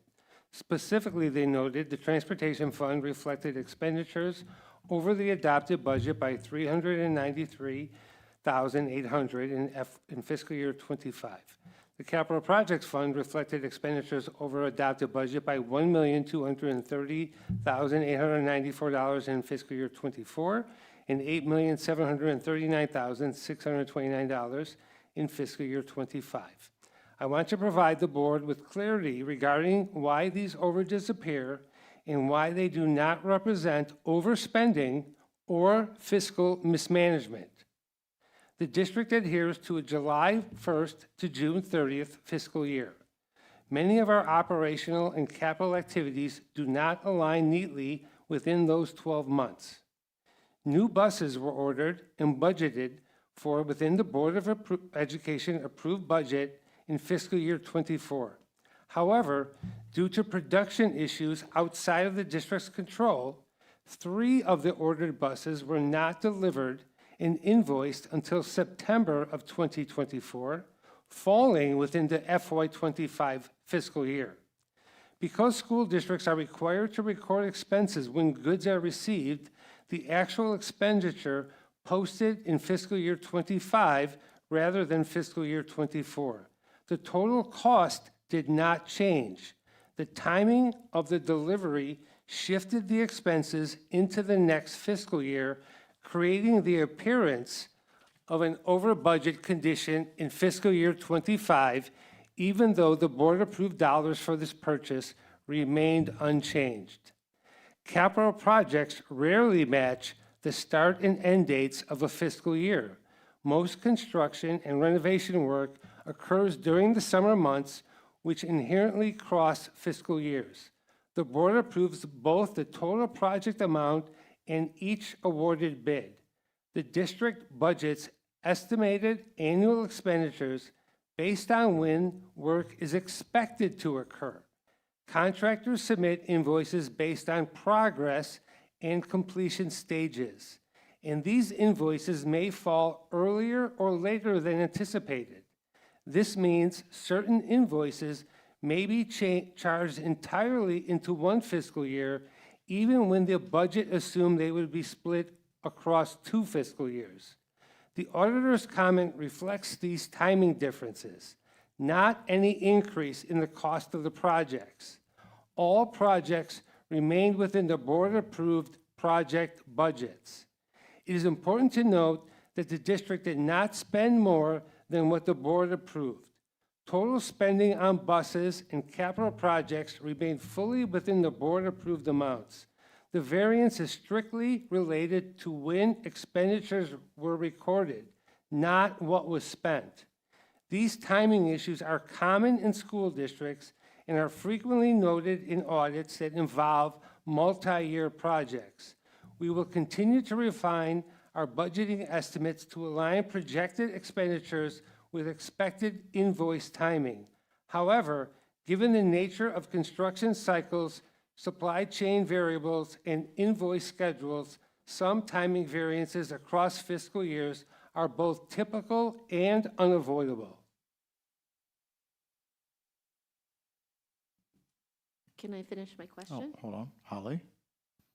So this is more of a comment than a question, but I wanted to say thank you for that explanation and your explanation, especially on the capital projects. I know when we've talked about projects, our team has been nimble in planning what we can do and what we can fit in, and whether and working things within multiple projects at one time. So that explanation was really helpful in a way that I didn't necessarily see in the report.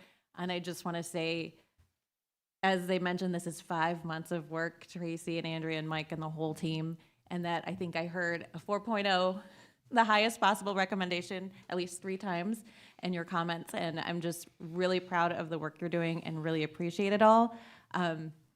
That we have the highest level in every category here possible, and this great result is definitely your hard work for months and months and months, and providing that information you just did and putting it into context for those of us who aren't auditors or financial people.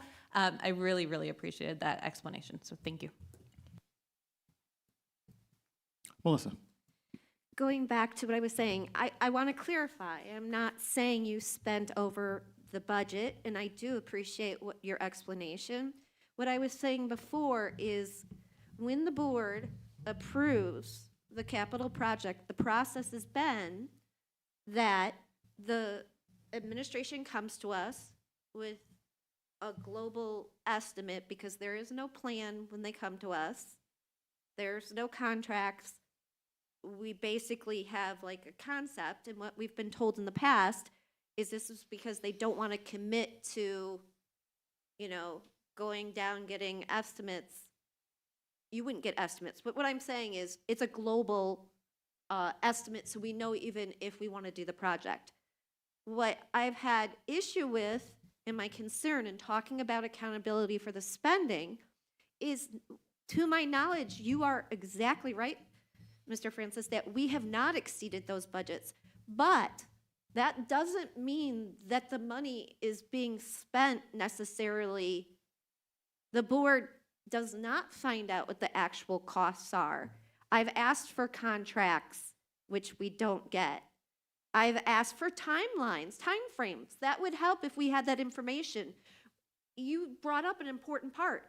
If you gave the board member that information about the costs and the timeline more specifically and had the plans, and we had this information, it would help us to understand. But again, so because we're in budget for what we've estimated doesn't mean necessarily that the money was spent as, not to say it was not spent unwisely, but that we're not always making informed decisions. It would be nice to know, say perhaps we have more involvement if we are going over on capital projects. It would be nice just to be able to get the final costs and to know what it actually cost us, so that we make What the informed approved decisions. contracts are, right? That's what I thought. Okay. Yeah, so 2 things. 1, there's approved contracts, and 2, we're drifting off of the audit topic. The audit is whether or not the accounting principles and the accounting practices and the things that we're doing and the reports that we put together are, being scrutinized, and then also whether or not that, so that's the topic that we're Okay, so on. maybe I should slim it down. So are you saying that what's being done as board members, we can say that there's no overspending in capital projects? As board members or as the district as a whole? So Well- it's like you have the board members are approving the list Well, of we bills. do the You have that oversight. being able to do. You can ask any questions along the way as far as capital projects go. I also wanted to note from previous conversation that was happening that the extra step that does happen with board members coming in to do the walkthrough of the list of bills and to do that process, that is actually a step beyond what I don't think I have another client that does that extra step. They basically provide the list of bills out to the board and questions can get brought in. There's not really a formal process. And we audit 65, 70 school districts, of which are many of the largest here in the state. And this is a a unique practice, is actually I would say a next step above and beyond what many others do. So I do want to just point that part out as far as the access that the board does have to the finance So team that's is a little not a bit high greater. risk activity. It's not, I mean, that level of being able to get involved and see what the process is, of being able to ask questions, and the openness that the finance department has, is a very frontline process. It's a top-notch process. So if there is a contract that's up there that's on the list of bills and you want to ask a question, that's where the process can be happening. Where are we at on this project? Where is it at? Because every don't get that. contractor, you can ask that question. No, Every I have, contractor, sir, and I don't every get those contractor answers. statement has a total of which was approved at the beginning. There's We don't have that. We don't I'm- get the I'm saying contracts. that's what is on every invoice that is, that is what the But we contract. don't get the invoices. I don't, I'm telling you what the Again, process is, that's right. what a contractor gives, is provided to the finance team. It goes through all of the layers of, the purchasing policy that's there, all the internal control policies. Those are all followed along the way in order to get to the point of where we are to have it approved and then finally paid. So, All those do happen, and those were all part of the walkthrough process that did occur. which is nice to hear you say that, but as board members, part of the reason we have to sign off on the bill and claims is that we know where that money's going. What you're asking those Melissa? questions about specific expenses, we do not get answers Me- to. You'd have Melissa? to watch previous Melissa? board meetings. Melissa, that's not true. This gentleman represents the organization that did the audit and basically crawled up and down our financials with a fine-tooth comb, right? No, they, I'm sorry, I asked him a question. Can I have him answer it, please? Our job is to make sure that there is a internal control framework in place to help to prevent fraud. And we reviewed your internal control framework, and we view that that is in place here at the district. You follow along with your purchasing policy, you follow along with the internal control framework that has adequate segregation of duties and approvals along the way to approve budget, to approve expenses appropriately, to accept cash receipts, payroll, et cetera, to help us to make sure that this audit report is in compliance with all government accounting standards, and it's materially correct as far as the numbers go. I'm talking about Okay. transparency and Thank you. accountability to board members. Melissa, first of all, you were not recognized just that moment. You can't just jump in. Well, I Whenever usually you, don't when, get an option to that's speak, absolutely not so. true. Whenever you raise your hand, I call on you. That's absolutely, you can No, watch I the think video. Joe cut me off last time. Okay. Other questions from other board members? Oh, Christine, you have a comment. So it is just a comment, and it's to thank the business office. It was one of the things Holly mentioned in our conversation with Tracy. I did not realize that this was a 5-6 month process. So considering half the year, there is time dedicated to the auditing, does bring me an even higher level of confidence in how the district is being run. It makes me feel confident that our policies are being followed. I can't even begin to express the dedication that we see from our staff, and this is just this moment in time that we're talking about the business office. But I do appreciate the thorough explanation. This might be my 8th year. I'm in my 9th year, but this is the farthest thing from my world of expertise. And so I learn something new each time, and I appreciate when you can explain it to my brain and I can say, I think I got that. But I think having this independent expert firm do this for us is another way that I see oversight. We look to people who are the experts to help the board understand things and then help us do our job. And this is transparency. We have it electronically, we have it in a book, the community can access all of this. So I'm very thankful that you've spent time doing this. I'm thankful for the business office. Mike, you guys are top notch. And you show that every single time. Nothing is hidden from us, and we're happy to share all of this with the community. And thank you for helping me be better at what my role is here.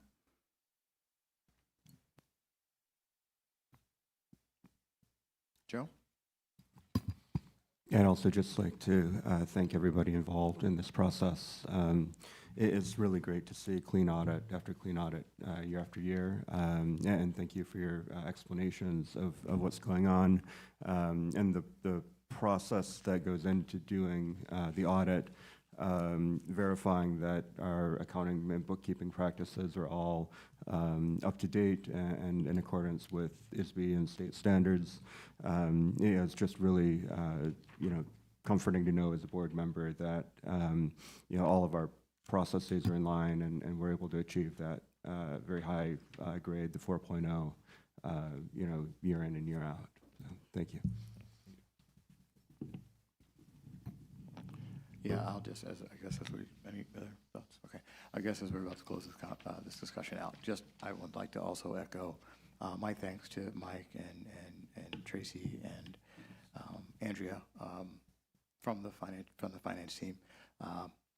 5 months is a long time, and a lot of effort and energy that goes into that. And then to have a representative from the auditing firm coming here and talking about how wonderful our results were from that is a testament to the hard work and dedication that you guys put into it. Mike is a testament to your leadership of that group. And, having audits are usually very painful things, and to have someone giving us glowing reviews, the highest score, and actually the highest score, that came from ISB, you said, right? Yeah, it's through their calculation. Right, so when they do their calculations, that was submitted, you guys submitted that on our behalf, correct? Yeah. Okay. Yes. So, again, independent look at that. It's a wonderful thing, and we as a community should be very, very proud of what you guys have done, what you guys how the work that you guys have put into it every single day. So, thank you. Thank you for your time today as well.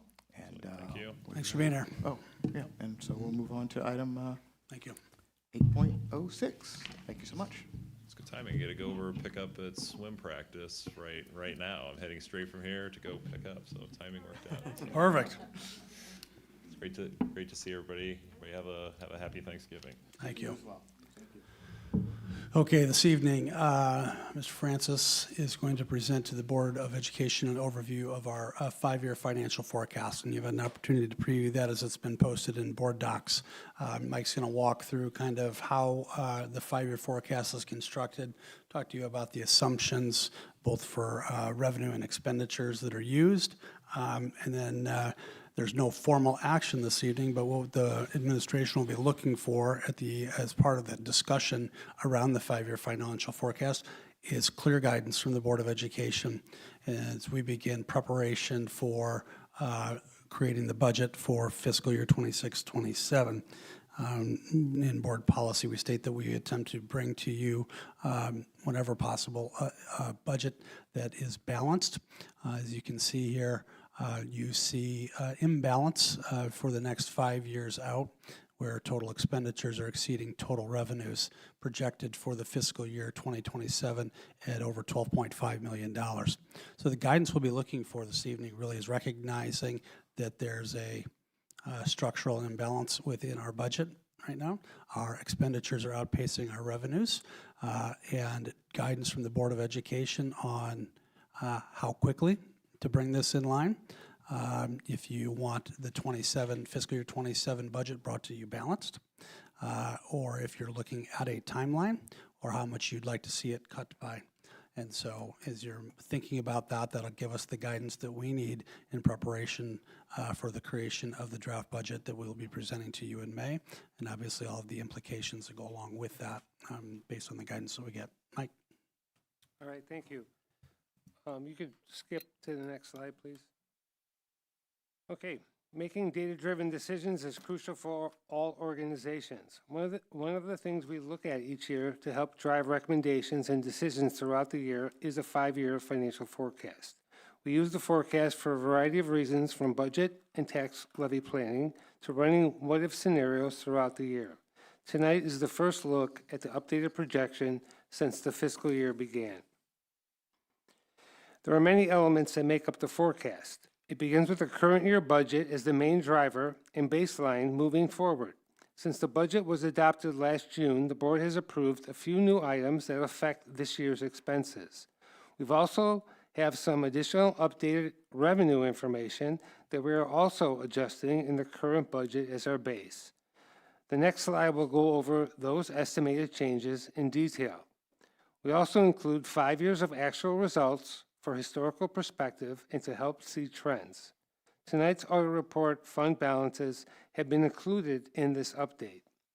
Current and projected CPI, EAV, and new construction drive the largest portion of the district's revenue, while salary and benefits, as well as staffing levels, drive the majority of our projected costs. We have also incorporated any known or projected changes to state, federal, or other known funding. While these are the major drivers in the projections, there are hundreds of items that have an effect on the current and projected financial situation of the school district. When the FY26 budget was presented and adopted, several financial variables were still unknown or in negotiation. As is standard practice, the district made the best possible projections based on the information available at that time. Now that these variables are more clear, we need to make targeted amendments to the FY26 budget to accurately reflect the district's financial position. These adjustments fall into two categories, either one-time changes or ongoing adjustments to either revenue or expenditures. Since the FY26 budget was adopted, the board has approved capital projects at Kennedy Junior High School and the Transportation Department. These projects require a one-time transfer from the operating funds to the capital projects fund. As for ongoing adjustments, first, 2 sources of revenue have been finalized at amounts higher than originally projected and budgeted for: state transportation reimbursement and corporate personal property replacement taxes, or CPPRT. These increases represent potential ongoing revenue enhancements, not one-time anomalies. As a result, they will improve the district's revenue base in both FY26 and hopefully for the future years. However, on the reverse side, since the FY26 budget was adopted, total expenditures are projected to increase by over $3 million due to finalization of employee compensation. When the budget was developed, we estimated salary and benefit increases based on the then current contract terms. Following the settlement of the NUEA contract, final costs exceeded the earlier estimates. The salary and benefit adjustment totals over $3 million. NUEA accounts for approximately 97% of this increase. These are ongoing personnel costs that will be incorporated into the amended FY26 budget, which will be brought to the board at a future meeting later this year. They are incorporated into the financial projections this evening for better accuracy. Starting with the assumptions built into the forecast for revenue, the main driver is the Consumer Price Index, which drives annual changes in property taxes. The light green bars are the actual CPI figures used for taxation purposes. The most recent actual is 2.9%, which is the figure all tax cap districts will be using for their 2025 tax levies. We are using this value in the levy presentation later this evening. The dark green bars are estimates for the projections in the future. The 3.0% estimate for the 2026 levy year is the year-over-year CPI figure through September of this year. The October CPI number was supposed to be released last week, but has been delayed due to the government shutdown. Once it is released, we will update the projections accordingly. The final value for calendar year 2025 will be known in mid-January, at which time these projections will be again updated. And that figure will also be the main driver of the 2026 tax levy a year from now for taxes paid and distributed in the summer of '27. The other driver of property taxes under the tax cap is the amount of new construction added to the assessed valuation of the district annually. This is not the value the district will receive in additional taxes. For every $1 million of new property, the district receives approximately $45,000 of additional tax revenue. This chart shows light and dark green bars showing actual and projected amounts of new construction. $33 million of additional assessed value is the current estimate for this year's levy from preliminary data provided by our township assessor's offices. This number is still an estimate and will not be finalized until March. The remaining projected values have been increased from previous projections, where recently we were using, where we've continued to use $30 million of new growth annually. Some other revenue assumptions to note. With the many Fed changes to interest rates, first up and now down over the past 3 years, we have seen historical highs in investment income over the past 2 years. Investment income may again eclipse the current budget amount, but all signs indicate the Fed will continue to cut interest rates, resulting in less investment income for the foreseeable future. Another piece of good news is our recent estimate for corporate personal property replacement taxes. This line item has been adjusted to match the most recent estimates from the Illinois Department of Revenue. On the state funding side, we typically receive only about $15,000 additional dollars to our evidence-based funding each year. Most other state and federal funding are projected flat throughout the projections. On the expenditure side, staff salaries are the largest area of cost, now and moving forward. We are projecting the cost at current contract levels. As a typical starting point, there are currently no changes to the number of staff built into the results. Health insurance is our next largest cost, which is projected at 5% growth annually. Most other expenses are CPI or 2 to 3% annually, except for known contract amounts. The recently reported annual technology improvements, as well as the annual buildings and grounds capital plans, are also included in the projections. We have also eliminated the annual abatement of the district's debt in the projections. Overall, the district has very little debt and will be debt-free in the next 3 years. All projections are based on assumptions. While there are hundreds of assumptions in this projection, some have much more weight than others. To put some of these assumptions into perspective, we look at their sensitivity to change. On the revenue side, again, the largest drivers are CPI and new construction. If actual values differ from the projections, they each have varying effects to the results. For every 1% difference of a CPI assumption, revenue would change plus or minus $3.1 million. For every $1 million difference in new construction from the assumptions, revenue fluctuates approximately $45,000. If there are future reductions to the district's evidence-based funding from the state of Illinois, we would lose $125,000 for every 1% proration. Thankfully, we have not seen any proration of evidence-based funding for many years. These 3 items make up almost 90% of the district's revenue. On the expense side, salaries and benefits make up over 76% of all costs. Every 1% change in salary drives an additional $2.3 million in expenses. For health insurance, every 1% change increase costs $400,000. This projected fund balance graph depicts 5 years of history, the current budget, and 5 years of projected fund balance. The green line shows actual and projected fund balance for the years ending 2021 through the projected year 2031. The values for FY25 are listed as audit and match the values in tonight's audit report. The FY26 column is labeled Estimated Amended Budget and is based on the changes I presented earlier in the presentation. Below the green line are each of the district's operating funds with 11 colored bars representing that fund's portion of the overall total on a year-by-year basis. The 2 blue lines depict the range of Board Policy 420 on fund balance, which is 10 to 20% of annual expenditures. One item to note, this chart does not include the balance in the Capital Projects Fund, which has been and will be used for projects at Steeple Run, Ranch View, Connections, Kennedy North, and Transportation.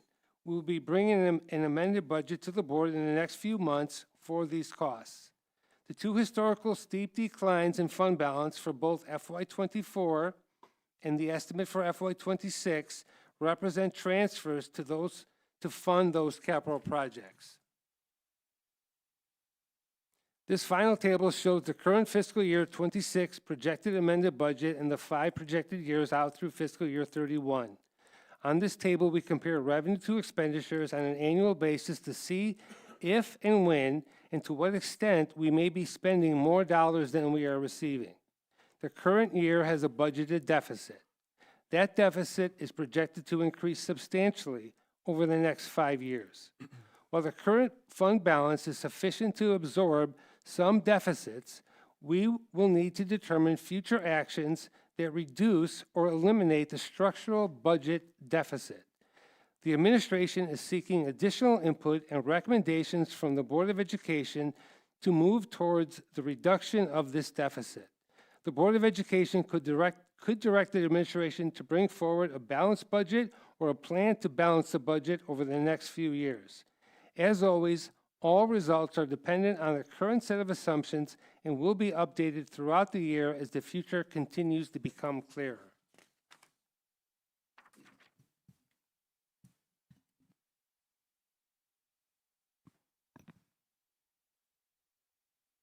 I assume that means that's the end. Okay. Questions from the board? Mark? Thank you, Charles. And Mike, thank you very much for the presentation. I just want to go back to what Dan said at the beginning of the segment and what you ended on, Mike.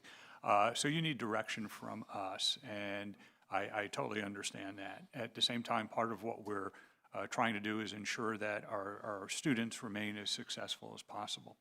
So just as a, we could say, well, eliminate the $12 million deficit next year. We can certainly say that, but what is the impact on the students?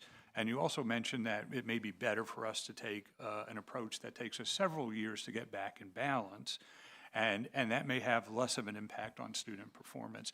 So can you give us a sense of like where do you get to a point where, okay, if you say take out $12 million next year, that is really going to start impacting core programs and things that the students need to succeed. Can you give us a sense of what those parameters are?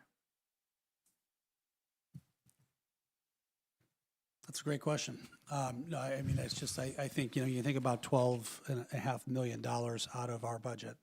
I mean, that's going to be felt if that were the plan. That being said, maintaining this structural deficit is not something that we can continue. We are fortunate to have a fund balance that can help us for a short period of time. But again, that fund balance is not intended to continue to be paying ongoing costs, okay? We also have facility needs that we need to address. You've seen a life health safety report. You've seen the comprehensive facility assessment, things that need to be done, right? And so, I think it's fair to say everything's on the table in terms of looking at that, how we get there. In terms of kind of where is it when we think, we can trim a little bit at a time and not feel, I think everything's going to be felt at some point when we look at the size of this.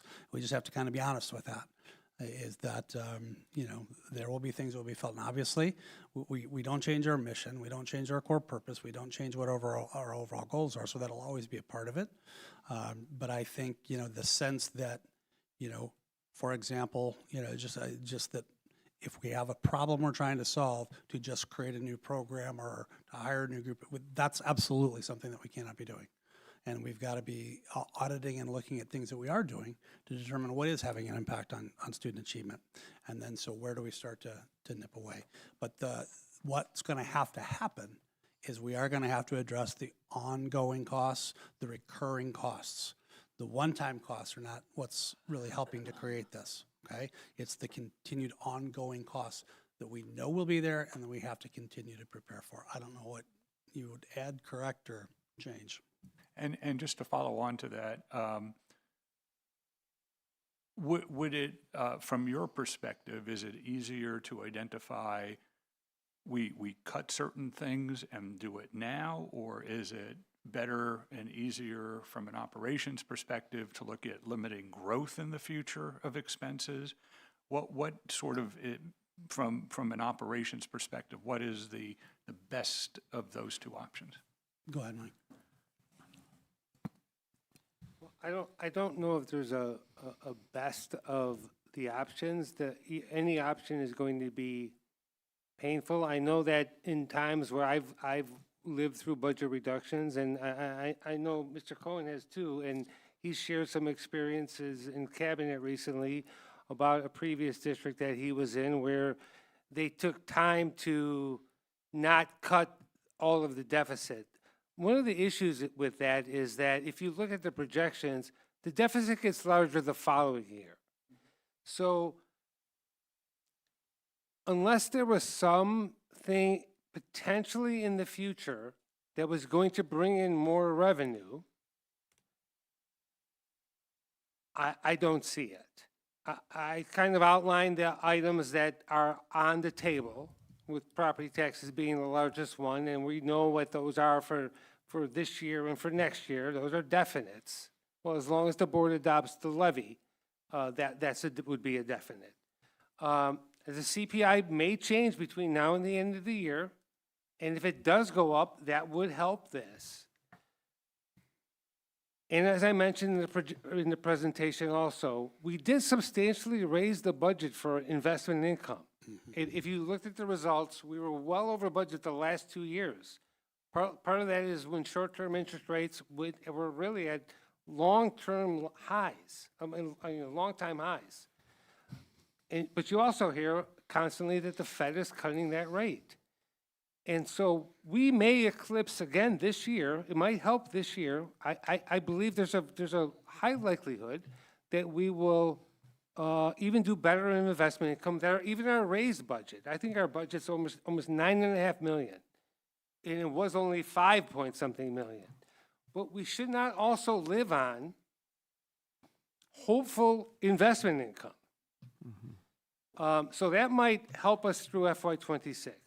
But every economist will tell you that the Fed is going to continue to cut interest rates. And that's going to reduce that one source of revenue. And it's a sizable one. Outside of taxes, it's probably the third largest source of revenue we have besides evidence-based funding. We also talked about with the Board of Education at the April 21st meeting, all of the limitations we have on all other sources of revenue.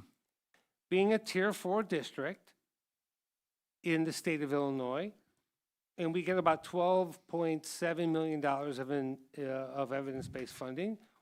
When the state puts in $350 million on an annual basis, which they've been doing for evidence-based funding, we, as the 9th largest school district in the state of Illinois, only receive $15,000 of that $350 million.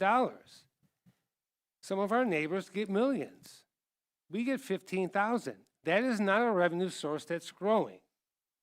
We've been working with our local legislators to point out that they have not been funding or increasing funding for reimbursements for some of the other state categories, like reimbursement for transportation, a service that we're mandated to provide.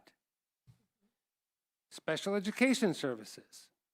We have to provide these things. The state has not, and to be fair, their direction has been put it into evidence-based funding. Unfortunately, we're just not the recipient of that. We need more funding for these mandated categoricals, which again, every district is affected by, but the prorations are getting deeper and deeper. The pot of money is not growing, but for instance, our transportation costs go up every year. The funding stays the same. So we have a lot of funding that is flat. And I don't think anybody would disagree that we shouldn't expect any more federal funding. Okay? That's all we have. And unfortunately, our expenses, especially our salary expenses and our health insurance, are growing faster than inflation, which is what our revenue is relegated to. So that is causing the structural imbalance. So I know I went on a long-winded kind of maybe off topic on your question, but as the superintendent mentioned, we do have some fund balance to absorb or look at this over a period of time. But that period of time is not that long. Because right now, if you look at the projections, we would be at the top of the fund balance policy at the end of this fiscal year. Still a very good financial position. But you really, really have to watch the slope of that line downward. We can absorb deficits, small deficits. When they get to this level that we're projecting at this point, the board needs to give direction as to how to deal with this. And when we say how to deal with it, it's not necessarily cut this, eliminate that, do that. That's what we will create recommendations to the board for. You're going to kind of give us the, yep, we need to get there. I want this coming year's budget to be there. Get it there. Or, okay, come back with a plan for us and tell us how you're going to get it there. And so when you kind of going back to part of your question, ultimately I see it, kind of falling into some things of there are reducing new initiatives that bring on new costs, or pausing any new initiative that brings on new costs, seeking operational efficiencies, modifications to things that we do that can be run a little bit more efficiently, which will save us money. We're also going to have to look at eliminating some things. We have been in a pattern of, adding program, adding people, adding costs that we really have to kind of step back and take a look at. And so it's going to be kind of a combination of all of those. And so kind of looking at where our recommendations to you fall really depends on the conversation you now have on how quickly to get there.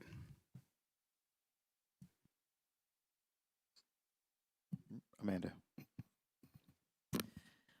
Thank you so much for this.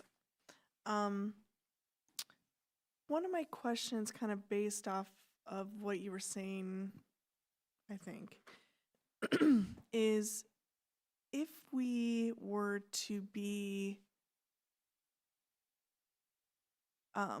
proactive in making reductions to balance a budget, would that expound at all? Because like with the I'm probably not articulating this right, but like with the expenses, right, there's kind of like this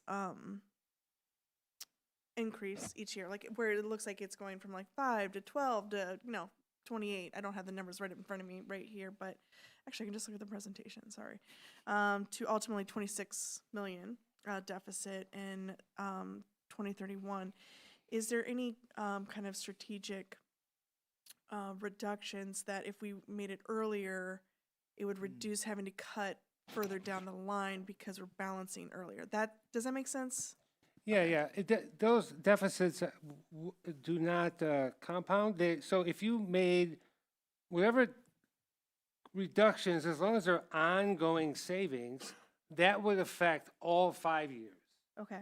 Yeah. So it's not if you cut 12 million in year one to balance, you don't have to cut, I think it's 14 million in year two, because that 12 is also in year two. Got you. Okay, that helps. Okay, thank you.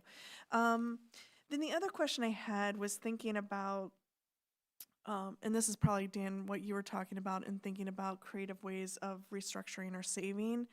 But with the transportation building, which I think we're going to approve later tonight, and we had talked about adding on the geothermal and the solar panels, things like to help reduce our carbon footprint.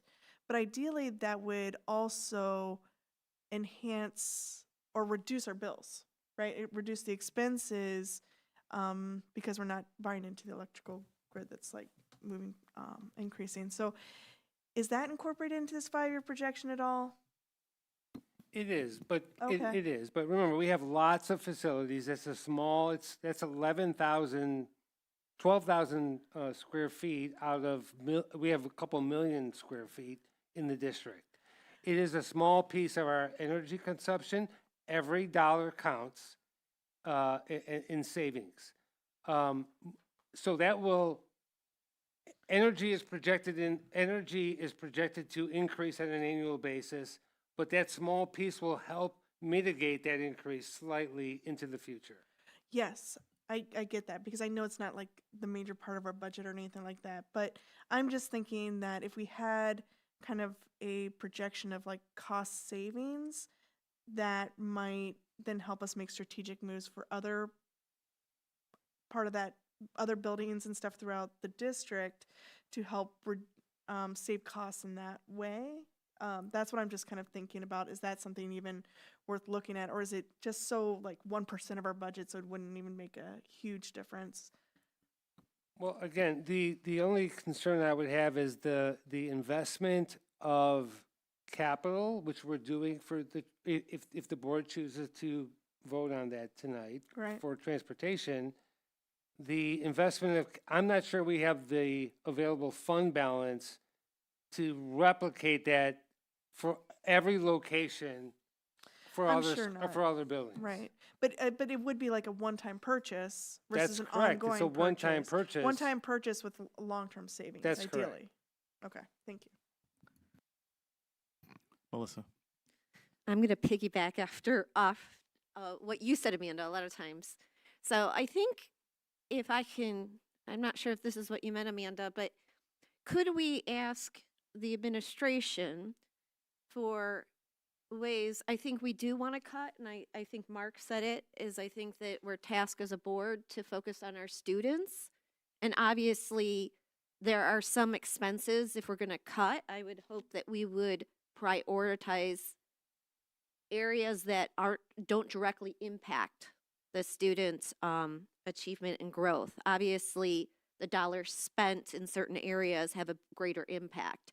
So I guess one of the things I would be looking for from the administration is maybe for them to go through and recommend some cuts.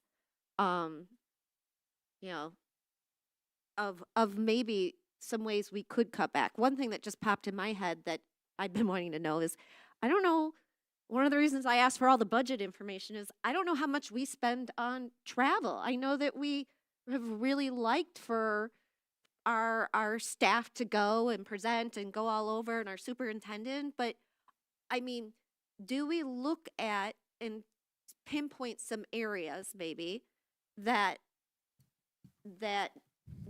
doesn't take away from student? Maybe the administration could come up with a list of some areas, and then if I could just finish, Dan, and then and then Can you stop that question or do it just? no, I really don't like being interrupted. I feel like I always am. So if you could just give me that courtesy, I'd appreciate it. So if we could get a list of those things that may not, and maybe a variety of them, not just up to the 12 million, but that way the board can look at these items and then have that discussion, maybe get public feedback as into, you know, which of those areas do we prioritize and which aren't we prioritizing? And then, you know, it's always good maybe to look at your budget and kind of say, hey, let's trim a little of that. And we are making those decisions then informed with the whole picture. Then going back to what Amanda was saying that I liked is maybe in doing that, we make some cuts. Maybe we do find a little money, and maybe part of our ongoing conversation should also be ways we can invest to reduce some of those costs. Because if it over time is going to provide us that's a good investment. So I guess I would be looking for both of, you know, a whole category of areas, not that we would cut every category, but that we would prioritize. But I guess that, again, I know that I frustrated people today talking about the budgets, but that's one of those things I want to see those numbers. I don't know how much we spend in travel, don't know how much we spend in legal fees, for what areas. I don't know any of that other than the papers you see, where in order to make decisions about, you know, cutting, I think we do need to see those numbers and kind of start looking at, you know, where do we want to cut and where are our priorities.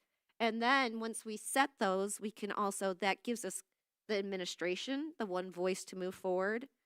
And it gives us as a board, it clarifies, you know, as we make decisions, we're not looking at individual projects or individual votes. We're able to keep our decisions maybe more in line with that bigger picture versus just looking at when we buy it right now, right then.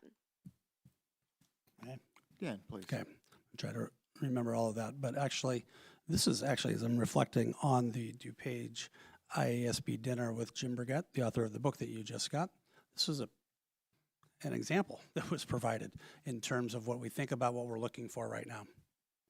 Now's not the time for that, in terms of do this, do that, what are we spending here, what are we spending there? That's what the administration and our team, absolutely, and that's what I alluded to at the beginning. We will go through all of that and look for efficiencies across the board, not just in one area. Obviously, no, we want to impact kids as little as possible, okay? What we're looking for tonight is that guidance from the board that says, you know what, Dan, I expect the budget to come to us balanced next year, okay? That's going to be a lot more work for us. Or I need a plan from you that by fiscal year 2029, 3 years out, we're going to have a balanced budget, right? And so there will be the time for us to get down into the recommendations to the board on what this budget looks like and an explanation of how it got there. But for now, the guidance that we need in order to do that is, how quickly do you want us there? Holly. So I was going to ask to kind of clarify that, because this is in communications, not with action. But I think what I'm hearing we're looking for is, do we want a balanced budget this year, like you mentioned? Do we want to create a plan on how to achieve that over multiple years? Or are we saying, hold off, we're not ready to say anything? So I don't think we're looking for a motion, but I'll just say that where I'm landing on this, and appreciate a lot of the comments, and seeing the benefit of, even though anything's going to be painful, but the benefits over time, I'm looking for more of a balanced budget. And I would like to see that this year. That's where I'm weighing in. Is that kind of the guidance you'd like from each of us? Joe? Yeah, I kind of tend to agree with Holly and a number of my other colleagues here who are kind of looking for, getting this budget balanced fairly quickly. I think it would be good to do that exercise. What does a balanced budget look like? But what also are the impacts of that balanced budget in 1 year? And does it make sense to do it in 2 years or in 3 years, right? So, and until, you start kind of digging in, I don't think we can answer that specific question tonight. But I think the comment, Melissa's comment on return on investment is also a good thing to consider. Are there certain things that can be one-time cost that could bring savings throughout? And I'd be willing to not have a balanced budget. If there's something like that that'll bring those reductions going forward year after year. So I think having kind of that balanced approach is the direction I would prefer. Christine?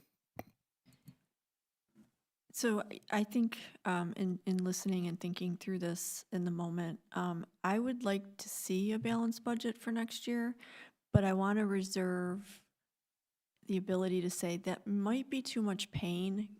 And so I don't want it to seem like I'm asking to do double work for staff, but like, what would it look like? And then if I see, or if I feel that it's a little too painful, then maybe look at doing it over 2 years or over 3 years, but I think I would struggle until I see what it would look like for the next year.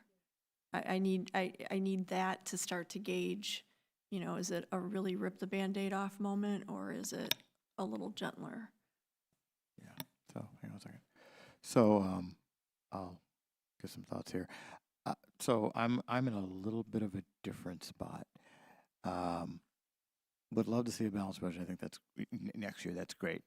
But recognizing the reality of how much effort it takes to turn a ship this big around, and I would love to see a flattening of the curve. I will tell you that the chart you showed with the nice green line the green line that was taking a nosedive was very concerning. And so I'd love to see a flattening of that curve to the point where if you look at the last chart where we had the projected year-end balances, what makes me nervous is when the projected year-end balances, meaning whatever reserves we have left over, starts to dip into a point where we don't even have enough to cover a month of expenses. So somewhere between where 2028 and 2029 gets in terms of fund balances, I'd like to see us flatten out and then see balance from there on, so that way we're not continuing to eat up every single reserve we have. That's kind of where my head's at. So, and then whatever that looks like. Melissa.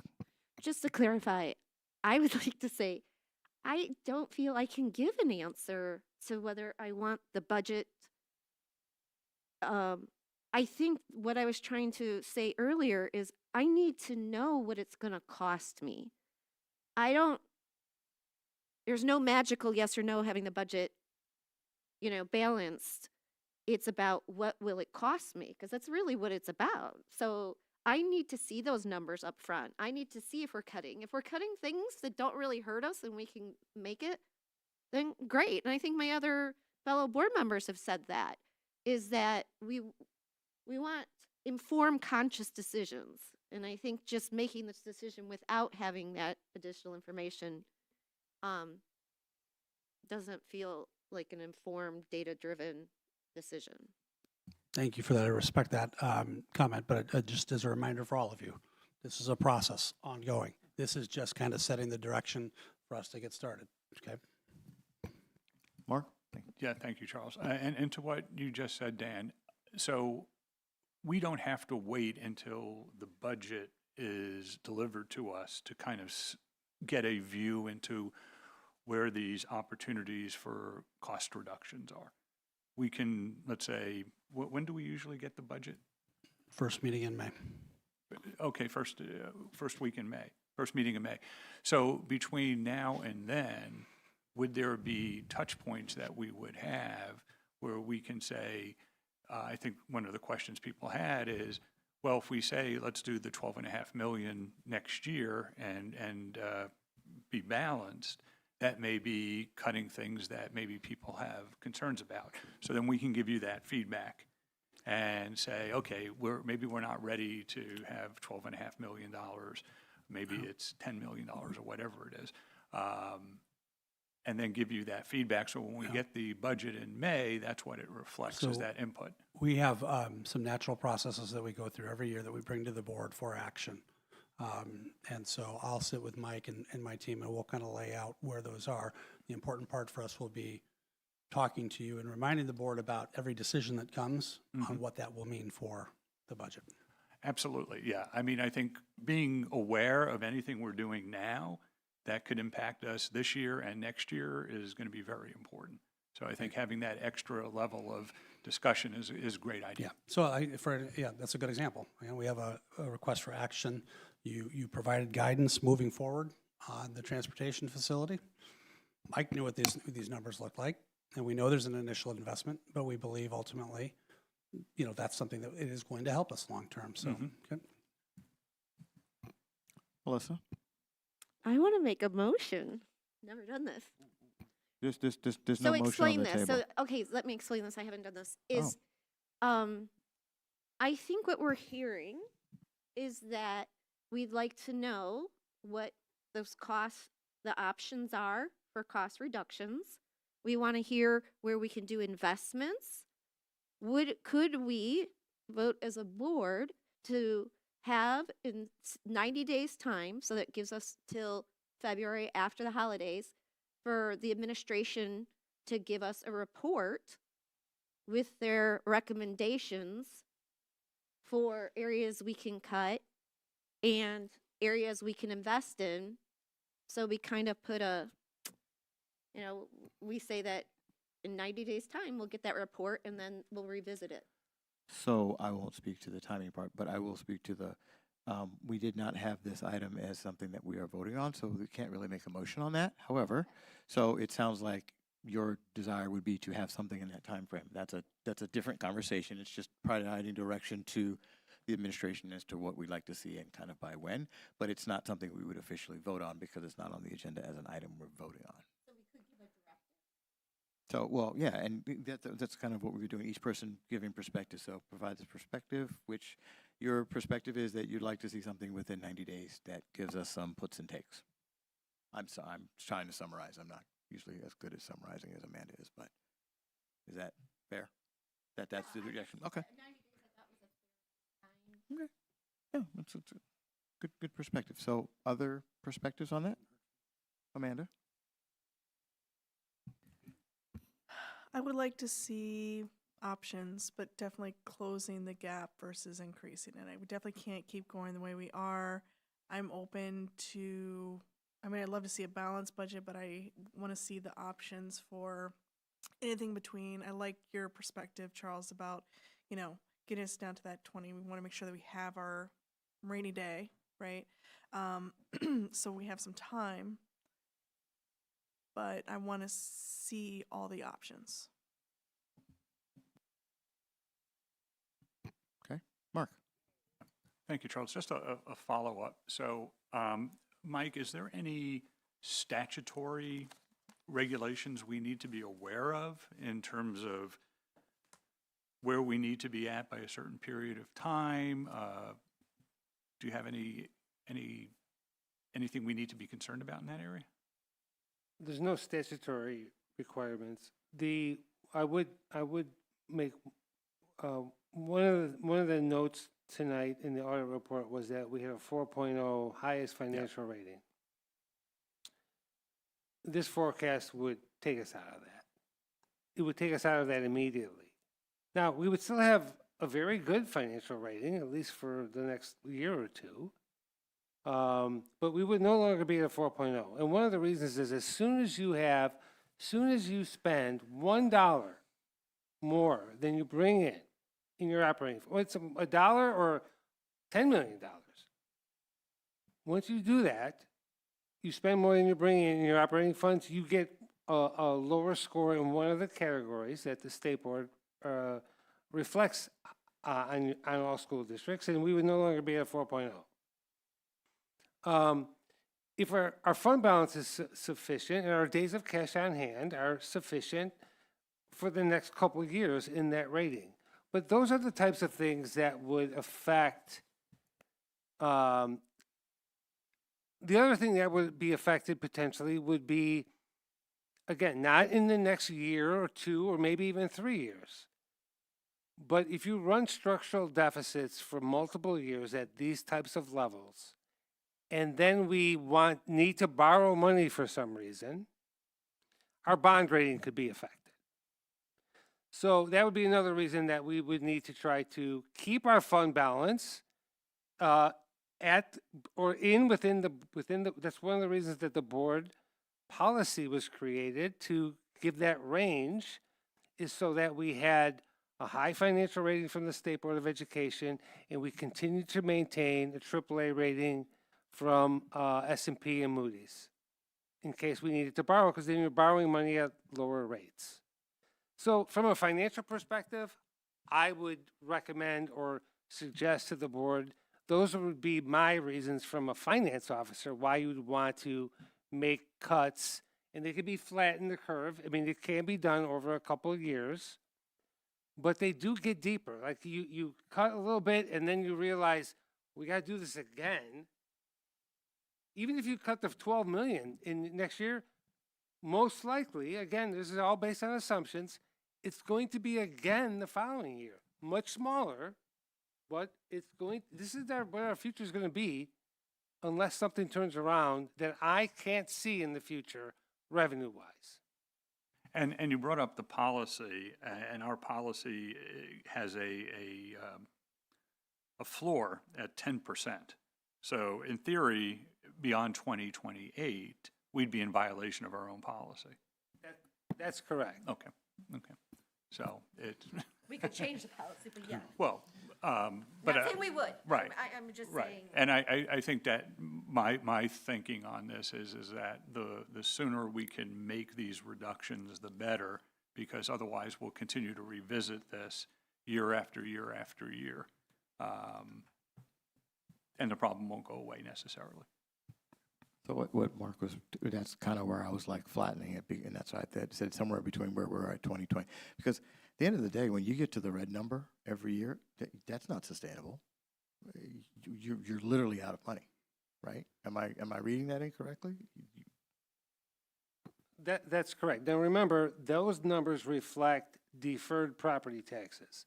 So those fund balances are without our June, are without June taxes, which are really one of the reasons we changed that policy or that accounting strategy is because the levy that we collect each year is for the following year. So we shouldn't be looking at those. So the cash that comes in June is reflected as cash, but it's not reflected in fund balance. Got it. So lots of school districts in the state of Illinois are in a much worse cash position than we are. Even at 10%, we're above the majority of school districts. Right. Okay? Right. But if you get to that point on a trajectory that's facing that direction, it's inevitable that you have to make changes to change the course of it's steering a very large ship. Right. You have to make course corrections. And I would imagine that the deeper in that hole you get, the fewer options and choices you have about what you'd have to cut in order to make it work. At some point, you have to, right? At some point, you have to balance it all out. Yeah, we would have to, we're not like the federal government that can print unlimited amounts of money. Right. We have to, at some point, we have to balance our Right. budget. So I guess piggyback on where Mark was, it's kind of like, can we get to figure out some of those things sooner rather than later? Because in the earlier stages of it, we actually have choices. Maybe not a lot, and maybe not comfortable choices, but at least there's some choices. Once you get to a certain point, you really run out of choices. Your choices are kind of made for you. So, okay. Other thoughts? I don't want to dominate the conversation.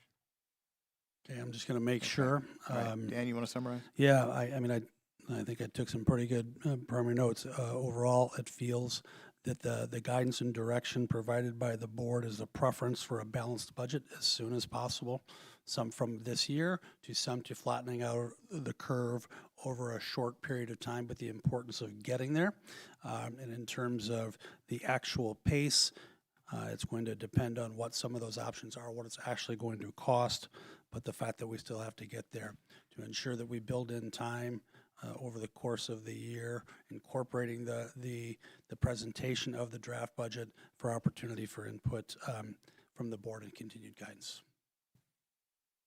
And along with that, so kind of the list that goes with that. So some, for instances of what it's going to cost, and I don't mean dollars, but I mean like what some of the puts and takes will be. Yeah. Okay. I think that was it. I think what you're saying is, though, that estimate, well, maybe like estimates of how much it will cost, because that way we would know, we're not going to pull, yeah. All right. Thank you for that. Let's see, what do we have next? All right. Discussion without action. 9.01, 2025 tax levy determination. Okay, so annually, the district sets a tax levy, which provides us with over 85% of our total revenue. And the annual tax levy is governed by the Truth in Taxation Law, School Code, Property Tax Code, Property Tax Extension Limits Law, and processes that we must follow. And so Mike has prepared information for the Board of Education, posted in board docs. Mike, you want to hit a couple of highlights?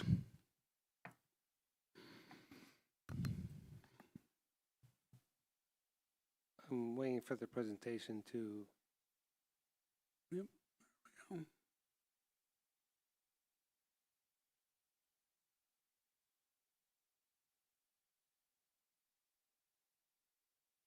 we go. Okay, tonight is the board's first look at the proposed tax levy for 2025. For tonight's presentation, I'm going to review the overall property tax process, the laws and requirements regarding the annual tax levy, the variables that are used in the calculation, the recommended levy, the estimated tax rate, and the impact on the average homeowner, and the timeline and actions we are to follow. This flowchart depicts the overall process of annual property taxes for all taxing bodies in Illinois. The process starts with the assessor, who places a taxable value on all properties within their township. Assessment notices are either published or sent to property owners informing them of their assessed value. Owners have an opportunity to appeal their assessed value to the Board of Review, where values may be changed before final values are sent to the county clerks. During that time, taxing bodies also approve their annual levy, which is also forwarded to the clerk. With the levy and assessment information, the clerk can calculate tax rates for all taxing bodies that will be included on the tax bill. Tax bills are sent out by the county treasurer. The treasurer's office also collects payments and distributes the tax payments back to the taxing bodies. We're going to focus tonight's presentation. Go ahead and click the presentation. Click for the next. There you go. We're going to focus tonight's presentation on our district's portion of the process, the annual tax levy. Property taxes are the largest piece of revenue for most school districts throughout the state of Illinois, and even a larger share of revenue for districts in our area.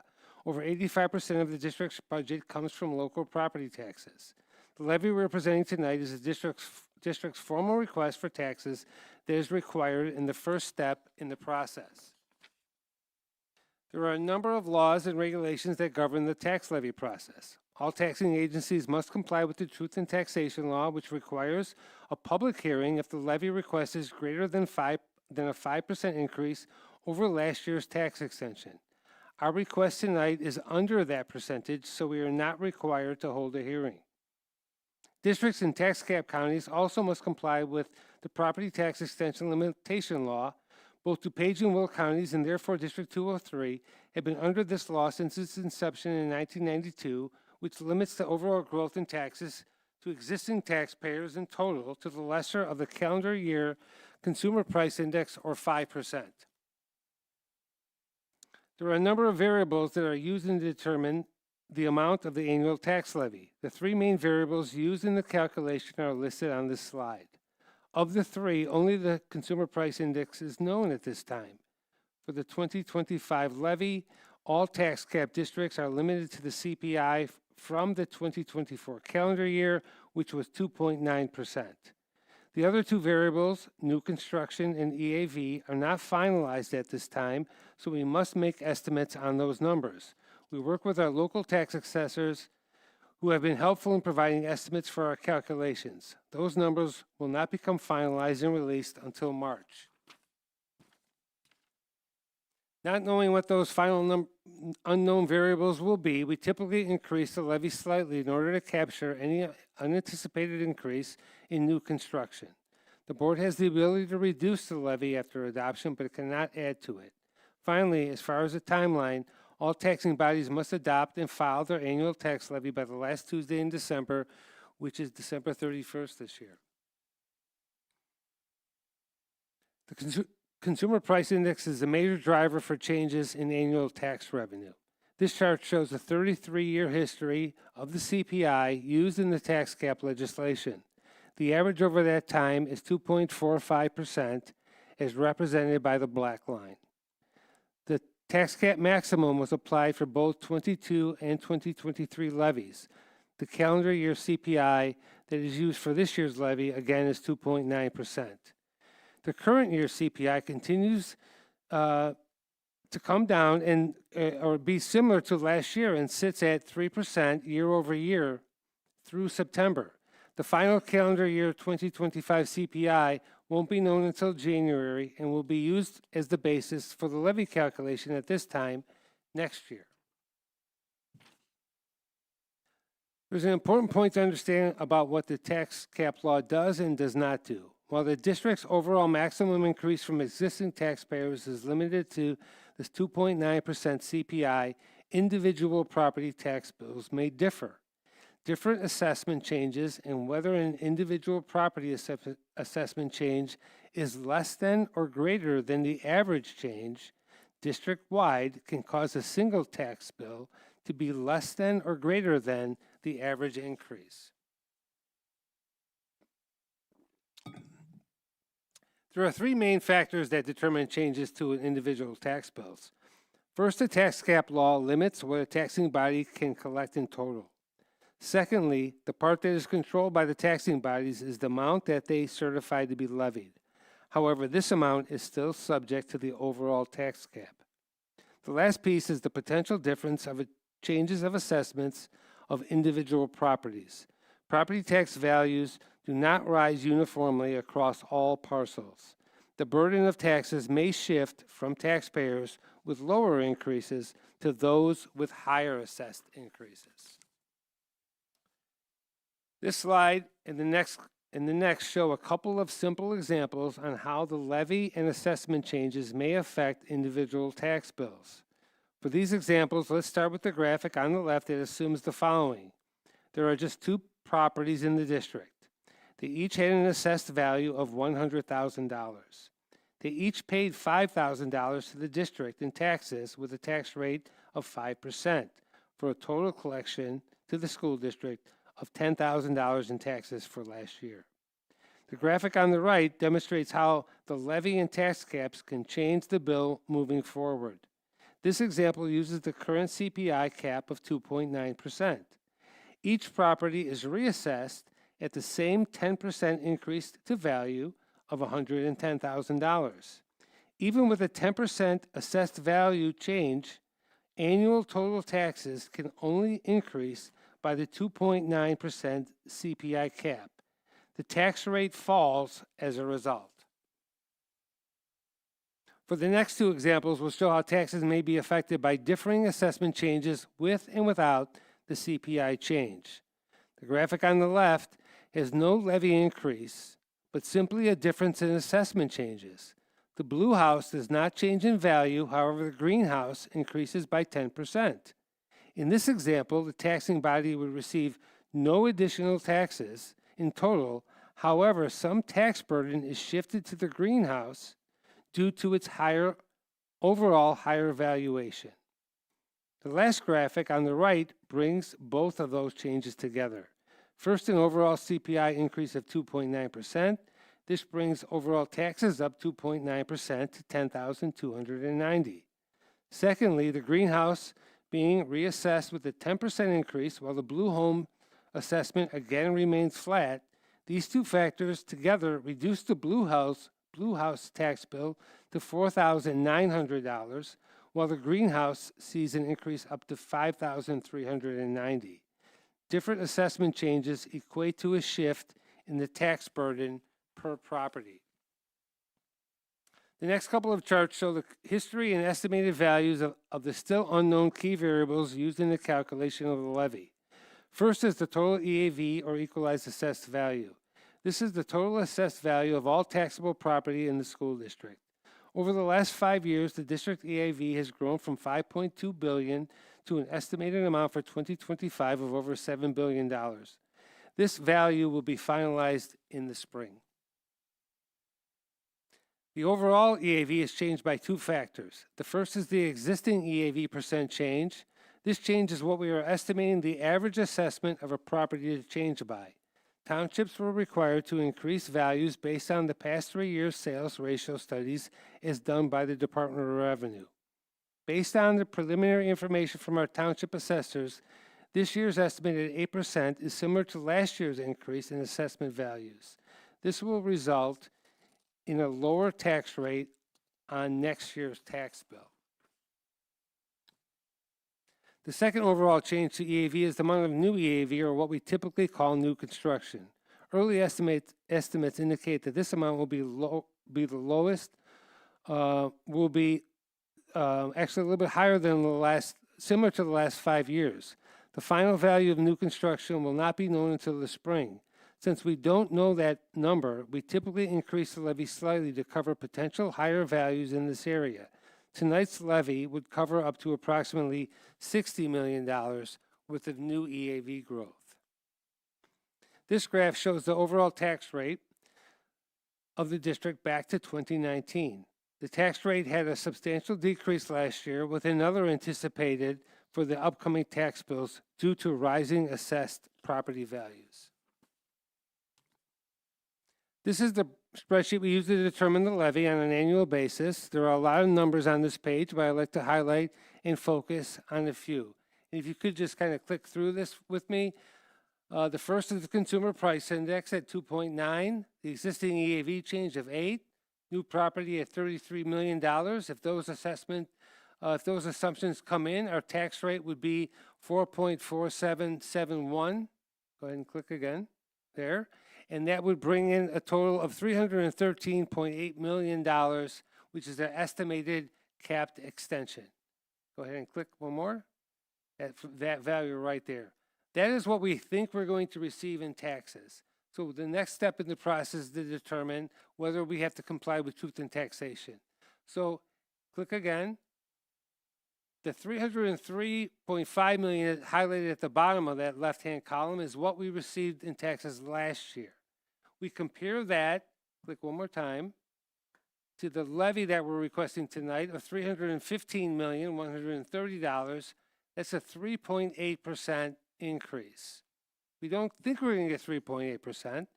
We're going to get about 3.4%, which is the 2.9 CPI plus the value for new construction.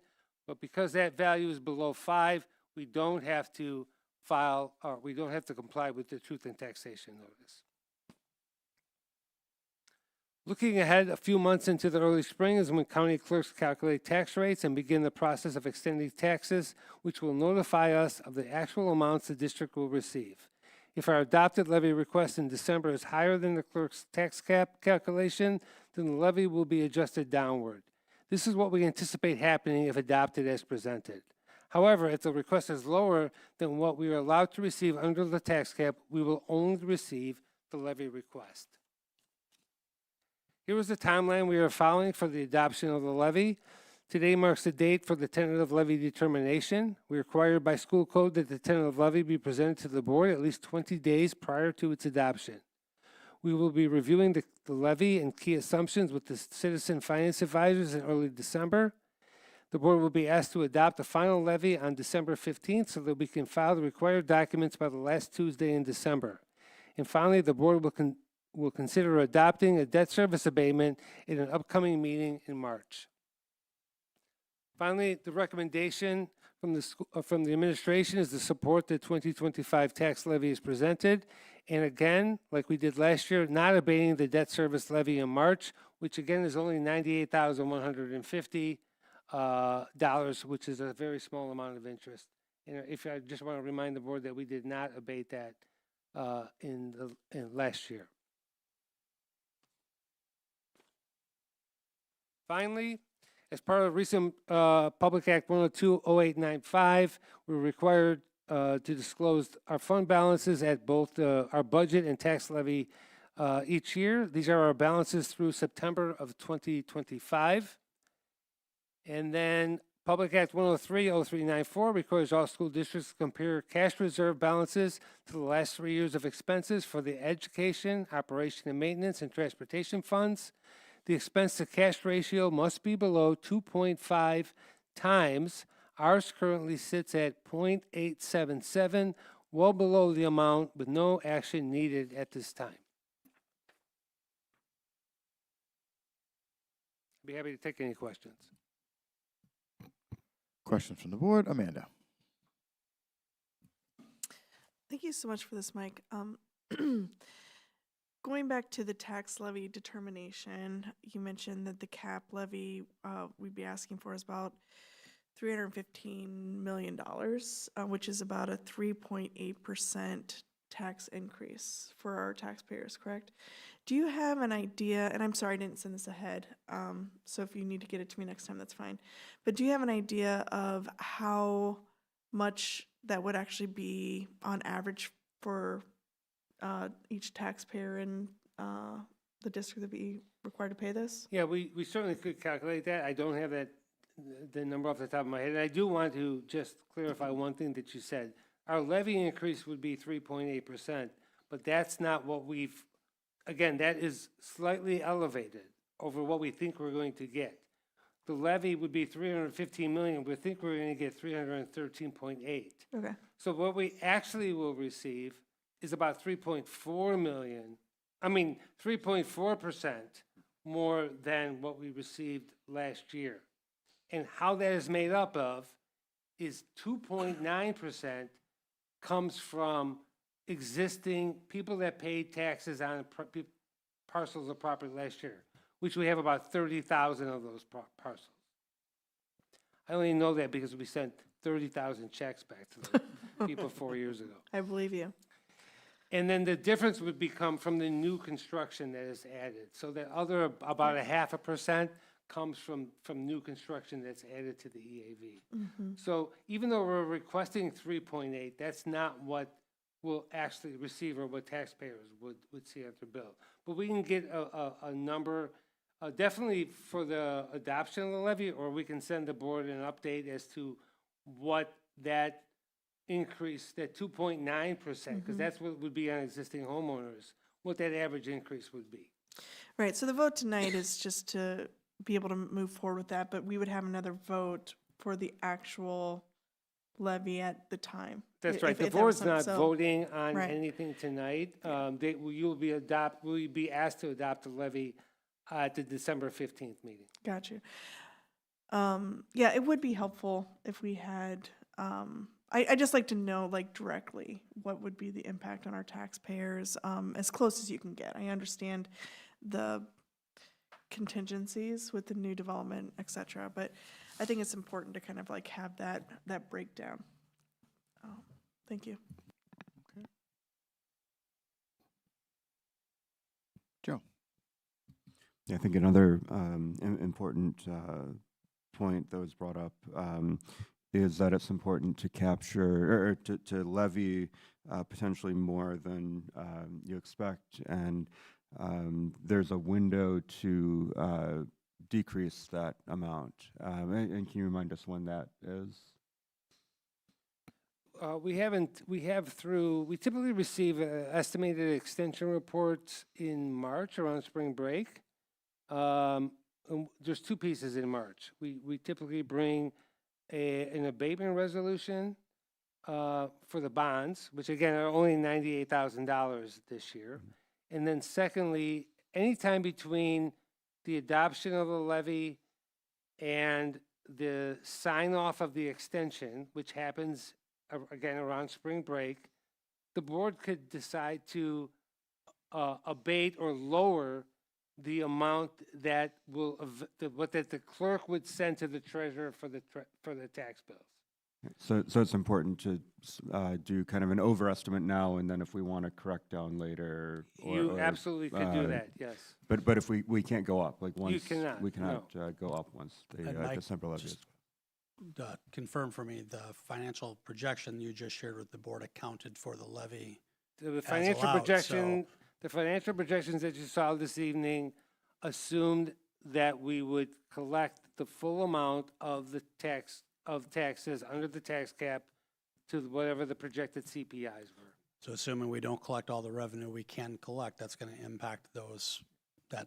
Absolutely. Melissa?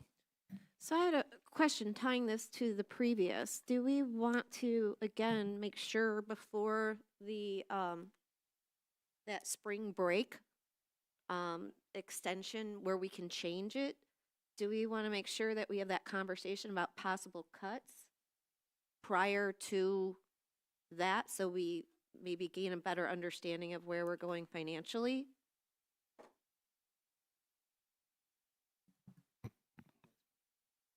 So, comments on that?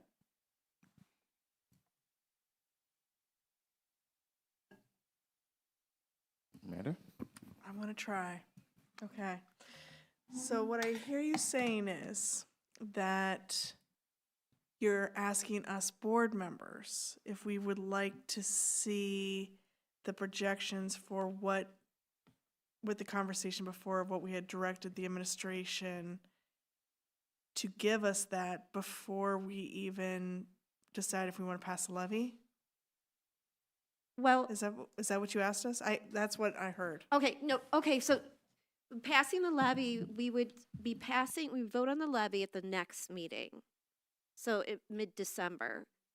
I mean, I don't know if it's realistic to get those. Not a chance. Okay, I didn't think so. But, okay, so what I was saying is, okay, thank you for asking for clarification. is that I think it's too soon for that, but I myself feel like I know that these are financially difficult times for a lot of people. I also know that in Naperville, ironically, our house values have skyrocketed. So, this, you know, I always try to ask for the least, I don't want to put extra burden if we don't have to, and I'm sure you all feel the same way. Um, so what I'm saying is we're going to have to make a vote on the levy, but as Joe pointed out, we have an opportunity we can go down from there. We can't go up. But what we may want to do is have that consideration of what we can cut. Because I know that I would like the taxpayers to know that I'm looking at that and that if I can lower it, I'm looking into it and I'm going to try to find ways and that we could have that discussion. Does that make sense now? Yep. Okay. So you're concerned about adding taxes to the taxpayer. And so you want to take into consideration if we didn't pass this levy and add this 3.4% to our budget, what else would we need to cut to stay balanced? Okay, I guess no. So Oh, what geez, I don't know. No, that's okay. I tried. What I'm trying to say is that I want to pass the lowest tax increase that we can, but stay fiscally responsible. So I'm thinking of like my home budget, put it this way, is if what I would try to do is cut out incidentals first or things not essentials. And if we're already going to have that conversation, I think that to have that conversation before we finalize, before the window closes on being able to lower the tax levy we ask for, that we have that conversation so that the taxpayers and me representing the taxpayer know that we've done our due diligence of cutting what we can before we decide what we're going to tax them at. Does that make sense? Does anyone else need? I hear what you're saying, and I'm looking at Mike just to make sure what I say is not inaccurate. The board has absolutely all the right that it's in March to be able to reduce that levy. But we've given you a financial projection that shows a projected $12.5 million deficit next year based off of the levy extended to the full extent.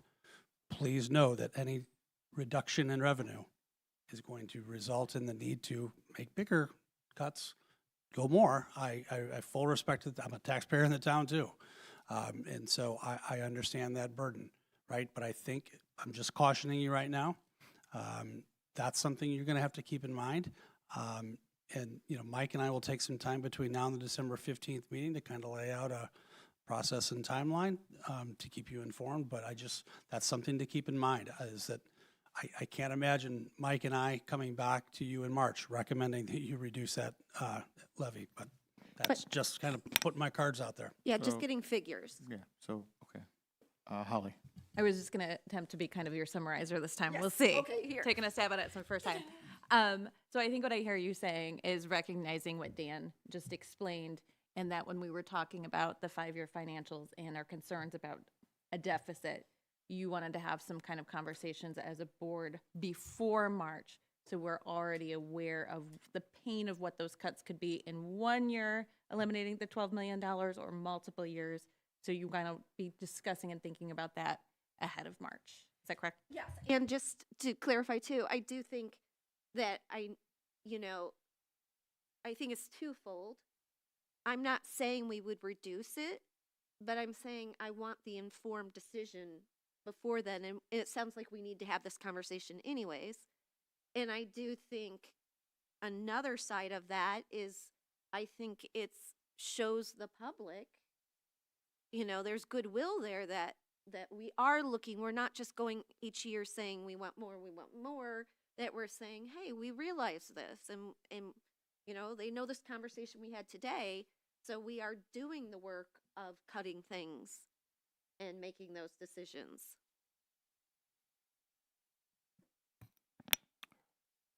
Dan, did you get all that?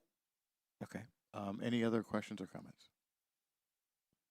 So, thank you, the three of you, for that. That was, I think that worked. Okay, good. All right, item 9.02, 2027-2028 calendar. And before I jump off the topic, Mr. Francis, thank you for all of that. And there he is, ladies and gentlemen, Patrick Knowlton.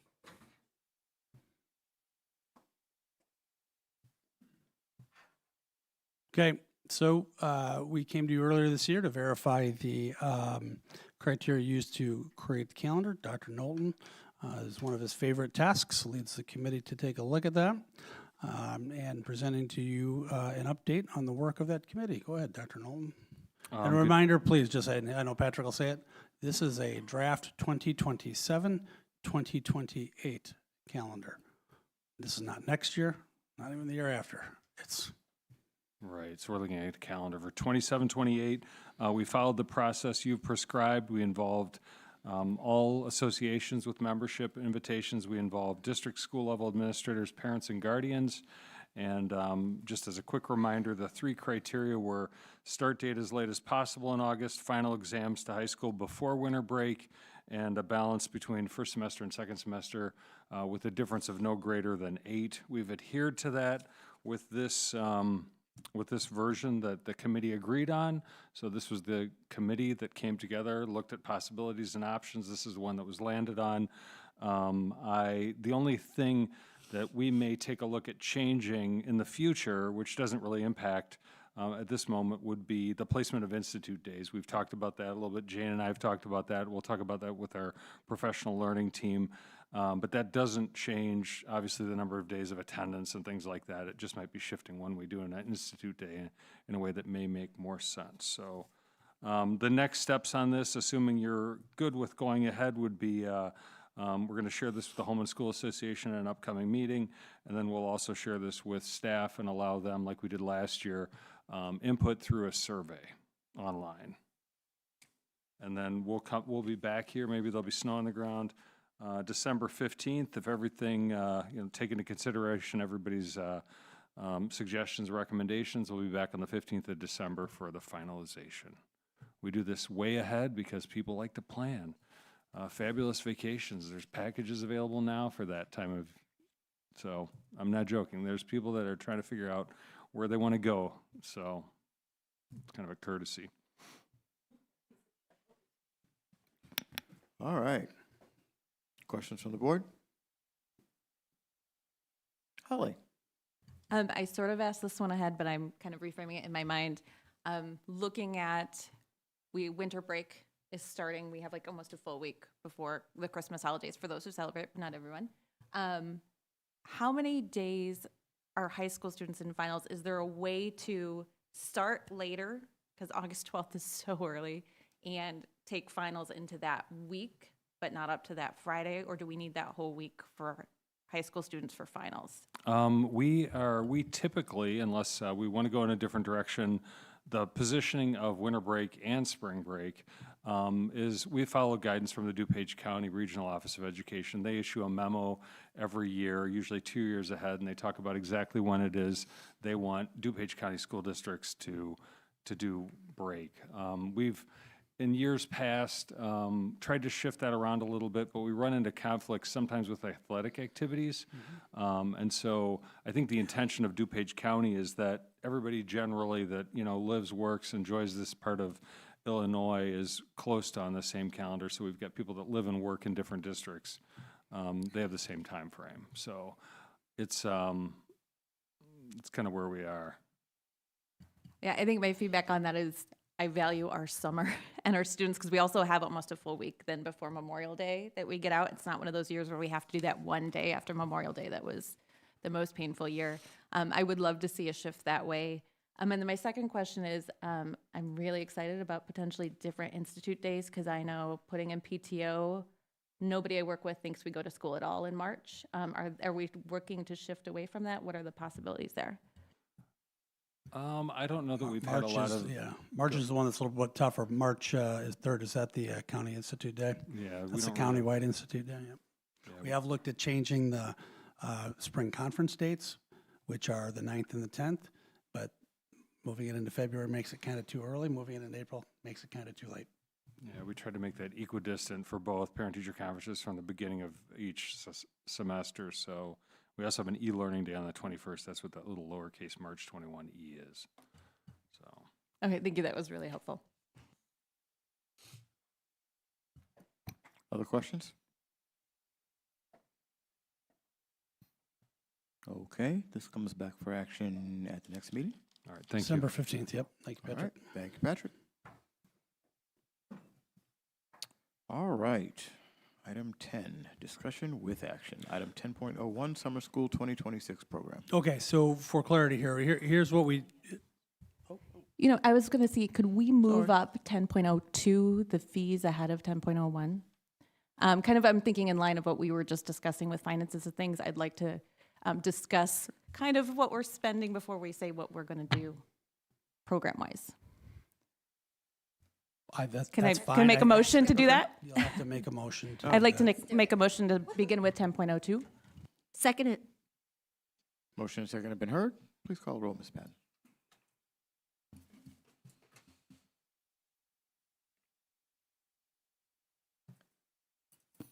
Cush. Aye. Macmillan. Aye. Kelly Black. Aye. Blastic. Aye. Kuzminski. Aye. Gerke. Aye. Walensky. Aye. The motion passes. Okay, so item 10.02. So I'll say the same thing I was going to say. We after last board meeting and with the 5-year financial forecast coming and kind of looking at where we were headed here, we decided to kind of split this into two different actions, so to speak. I guess, and so programmatically, there seemed to be general consensus support for what we were doing for summer school. Didn't feel like there was a lot of resistance to the program itself. The conversation where, there was some feedback from the board was around the fees. And so we held the record. We definitely heard what the board said about the fees, but wanted to give the board that opportunity now to rethink that position based off of the 5-year financial forecast.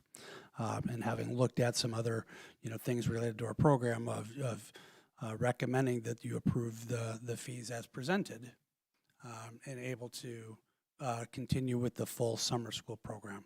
So that's our recommendation. And honestly, if the board says, nope, this is an investment we want to make, that's fine.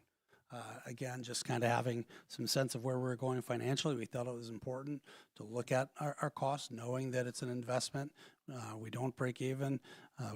We spend money on that, looking for an opportunity to increase revenue. Again, a program very important to the board, to our community, not something that we're required to have in place, kind of a nice to have. So nice to have because it's not required. So Jane, I don't know if there's anything you want to kind of add to that.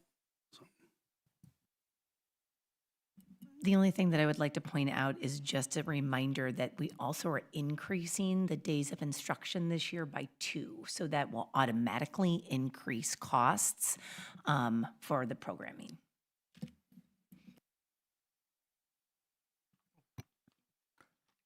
Melissa and then Holly. I think we had quite an extensive conversation about this, and we went around and had different ideas. I think I tend to, with the fees, I go back to, I think Holly said it last time, but we kind of changed opinions, so if I'm not quoting you right, is that we are in the business of educating. So I think if we're looking at doing cuts, we do live in a community that provides a lot of these non-academic or programs for kids that are not in special education, are not behind, or at risk. So I would tend to ask that we relook at this, maybe even the classes. And I think I was hoping to get information regarding the effectiveness of the classes, because that's another thing when I vote. I want to know that, if we're going to spend the money on the summer school, that our students are growing. And I think that's something we need to have a conversation about, that we have, a direct goal, whether it's even belonging whether it's an academic goal and that we take some type of pre-measurement and post-measurement. That way it helps us decide if the programs and the courses we're offering are worth it or they're not. Because one of the things I hear from a lot of parents that kids do qualify for these programs, but they don't utilize them, is that the number of classes that are offered are somewhat small compared to the diversity of needs. So some of these kids, it's kind of like the classes are programmed to capture everyone within that needs these special classes. So the denominator or the skills are lower. So a lot of our kids, they feel that it's not worth their time and there's that regression.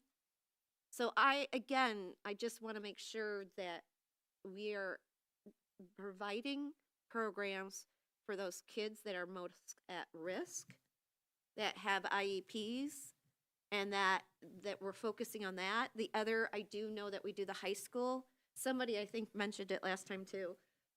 Everyone recommends that it's been forever this way. That you take U.S. history is a great summer course. You can knock it out and it frees you up for the school year.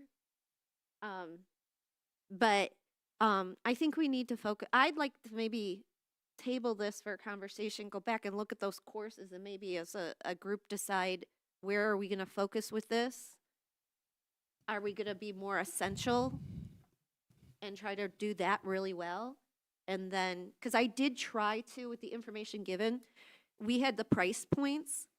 I did try to go through and collect data from all the different colleges, programs, nonprofits, and compare to see what families' opportunities they would have. It was somewhat hard to do because I didn't have, I couldn't do a science camp here versus this because we had global numbers, but it did save community members a few dollars to do, say, enrich or a non-academic, maybe more enrichment through our program, but considering the cost of maybe financing this, again, I know, I would just go back and maybe look at our courses and focus more on spending and investing in those students. Because when we talked earlier, we talked about investing. When we invest in programs and really effective classes for our most at risk in our special education, that's where we go back to those investments that pay dividends. That those students then are not as behind if they make that, or they don't regress. That means less services. It means higher achievement. It's a win-win. Holly? So I had similar thinking. I think I was very clear last meeting that this is a 20% increase to families and having their students participate in these programs. And I know it's also important to know free and reduced lunch families are able to attend for free.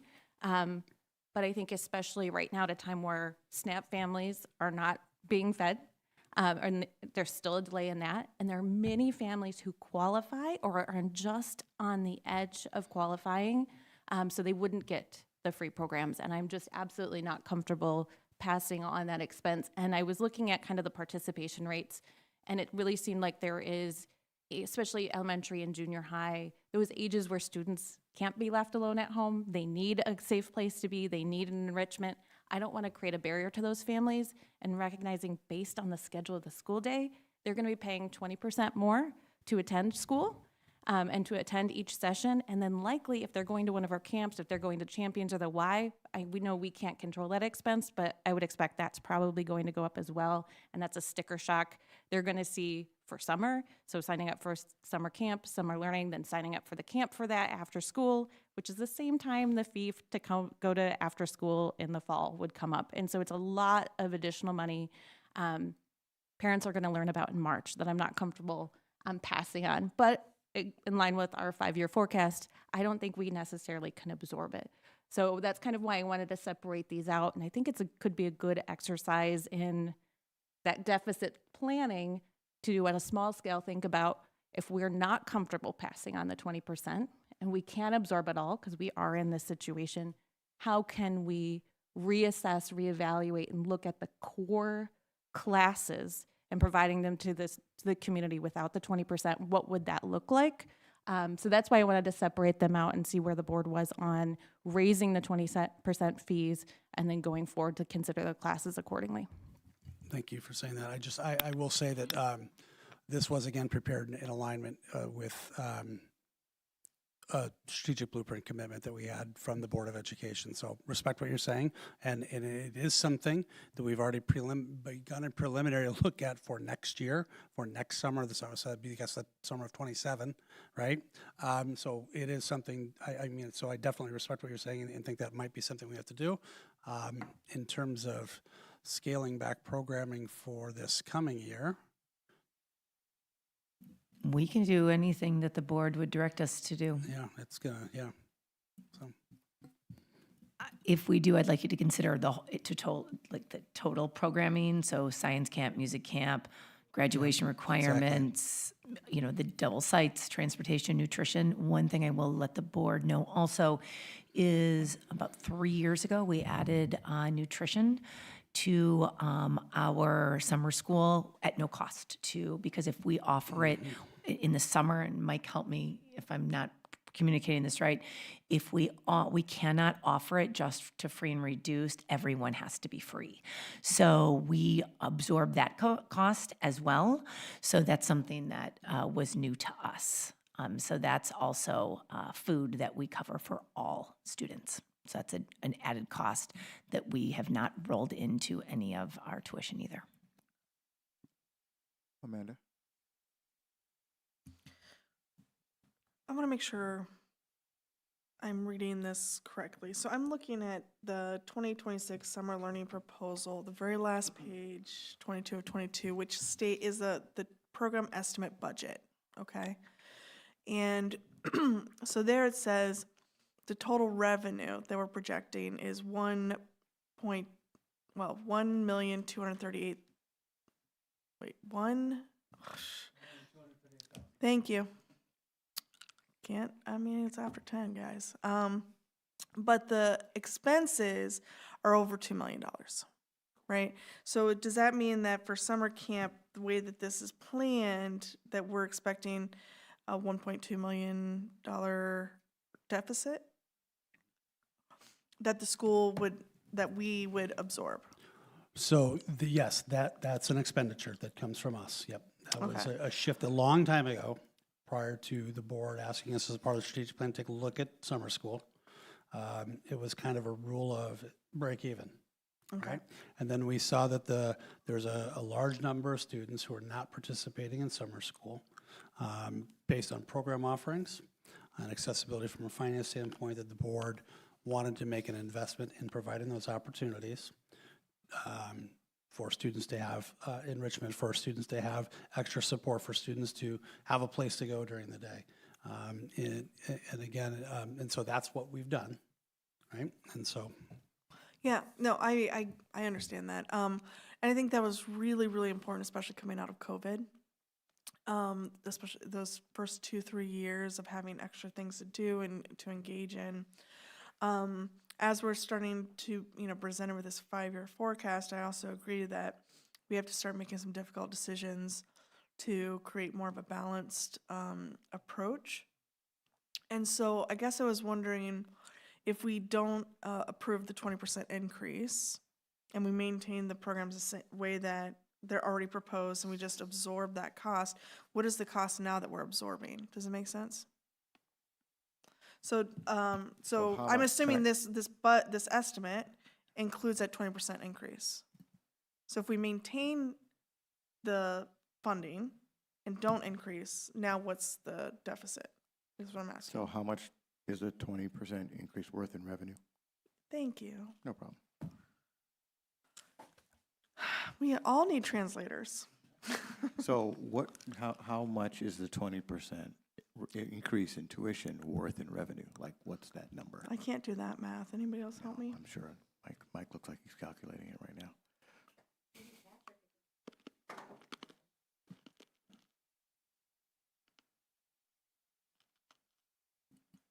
I don't have the exact number, but it looks to be about maybe $150,000. Okay. So, so that basically bumps us up to 1.3 or so. also want to just I'm kind of leaning this way up to Melissa and Holly and just trying to think about, we might need to do a reevaluation of our summer school and programming as well to see if there's any places that we can save to reduce that deficit. Even though it's at a smaller scale, this is probably a good practice. So I hear you, because I also I don't want to take services away, but at the same time, I want to just make sure that we're really providing what is most needed. One thing we could think about is only offering our credit recovery. We could offer ESY. If we offer anything, we have to have ESY, EL, and then just our remedial classes. So what that would do is, we would not have our science camp, our music camps, those are our enrichment, right? And then just a lot of our added courses we've added with the strategic blueprint. So that's something we could do. I'd be curious just the comparison, so, and then also like curriculum wise, what is that? Okay, so this is the full offering and this is the reduced, right? What you just talked about, right? Your curriculum wouldn't change. Not the because curriculum, I'm sorry, the classes, the courses that we offer. Yeah, we would probably move down to one site at elementary. We would have still a site at high school, and we'd have one site at junior high. We would be taking away a lot of our high school courses. So if we only did credit recovery, it would be the majority of our high school courses would be gone. Okay. Joe? Yeah, a couple of things that I've been thinking about here. So first, some of the enrichment things, the science camps, the music camps that don't require the transportation. They're, if I remember correctly, you said those break even or maybe have a slight revenue generation. They do. It all goes in one bucket. Right. So that is where we gather revenue. Our summer school in general is where we lose. So having those enrichment programs, I think, is still valuable and provides activities for at a lower cost than a number of other places out in the community. In terms of the summer school, the courses and everything, I'm kind of wondering, listening to the conversation, if there could be kind of a tiered structure of fee increases, right? If the core courses, the credit recovery courses, remain flat or at a small nominal increase, and then the extra courses, the kind of really fun-looking courses that I'd like to go back and take, if they had a larger fee increase, just thinking about the current budget issues, right? So that we're not, taking on all of that, but potentially taking on some. And then the other thing that came to mind is there kind of a minimum enrollment number that you look at, and could that minimum enrollment be increased a little bit to try to get more capacity filled in those classrooms? Absolutely. That can all be direction of the board. Any and everything you've brought up, we're happy to consider. Just need the direction for that. Okay. Melissa, then Mark. I had a question as far as, I'm going to go back and ask this. I know we have it with discussion for action. It sounds to me, I am reluctant. We're kind of tossing around a lot of new ideas, and I think Joe brought up a point. Like, I'd like to know what each one costs and what exactly the courses are, or maybe get some of that more information, or maybe get a proposal from the administration about a tiered system. So what the action of the board would need to be tonight is to either approve, reject, or table, right? And so, I mean, I feel like that's kind of where we need to be at. Should we table it? Well, that's for the board. so- My fellow board members, would you like to table this? I think for two reasons. Number one, we can get some more information. Because I think we all are torn. I think all of us are about not wanting to cut services, but being conscientious of getting that information. And then maybe also looking at those courses, table the two, then we can go back, get some more information. Another thing I like about this is it gives us an opportunity. We're talking about making some changes we weren't before. This gives us a time to collect more information from community members too, to see how they feel and, maybe perspectives we haven't seen. So, go ahead, Dan. I want to affirm something that you said that I think is a very important point for each of the board members here. You're having a hard time with this. You're looking at the 5-year financial forecast. You're thinking about the cost, raising cost off to our families. And then you're thinking about programs we offer. We can't offer what's in the recommendations on the programming at the price that we're at. There's going to have to be reductions on offerings, okay? Because what I'm hearing is scale it back, focus on just the kind of must-haves, so to speak, keep costs kind of where they're at, right? Or maybe the potential of slide some a little bit. But just want to remind you is that when we come back at a date to be determined, yes, you'll provide us input again, but we can, well, what about this camp or what about that class?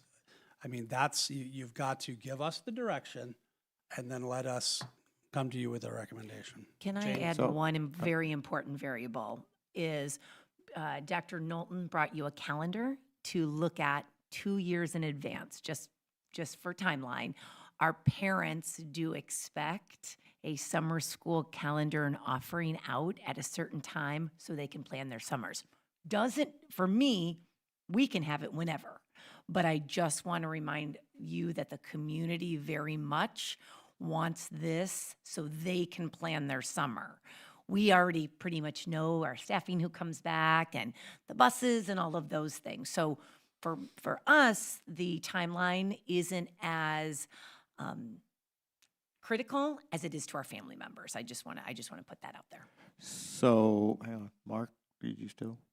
Okay. Yeah, thank you, Charles. Just a quick question. So, you talked about, I think, Jane, camps are sort of break even, but overall the program loses money.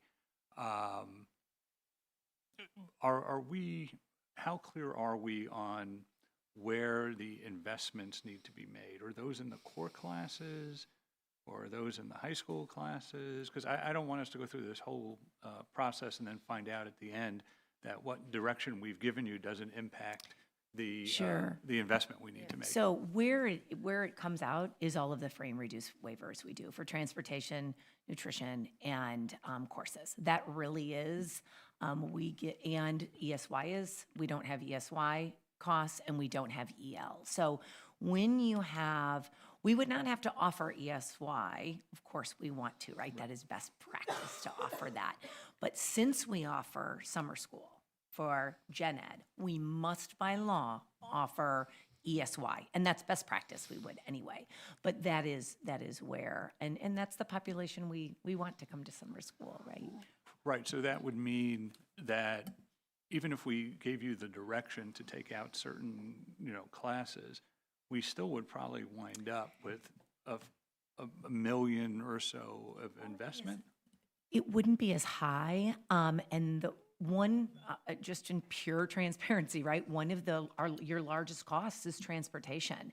Mike and I have talked about it numerous times. We really would have to increase transportation substantially if we were going to even break even on transportation. So it's not even raising it $5 or $10. Right. We lose a lot on transportation. Okay.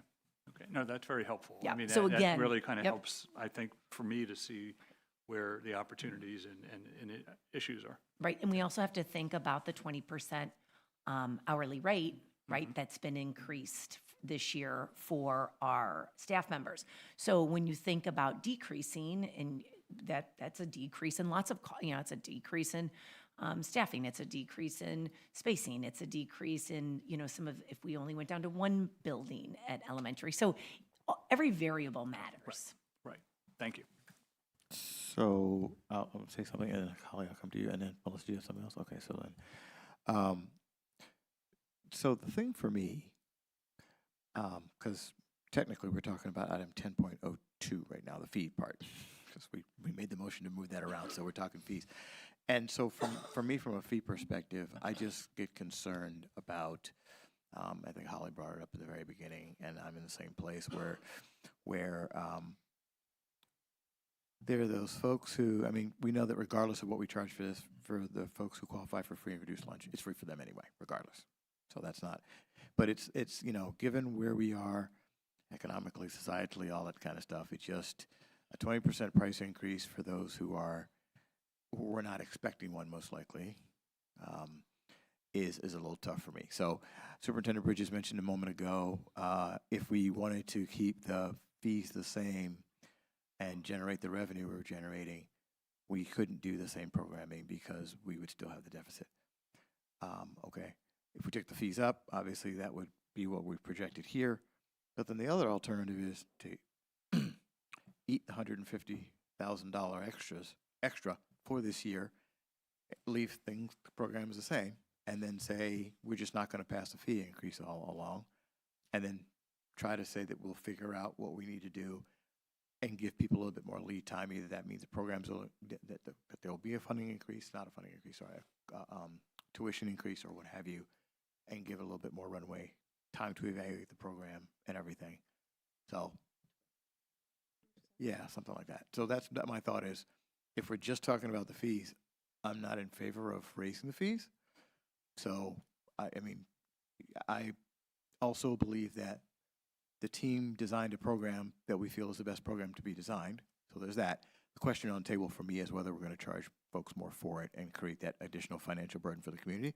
So where I land on it, just my perspective is, let's just not charge the extra fees this time around.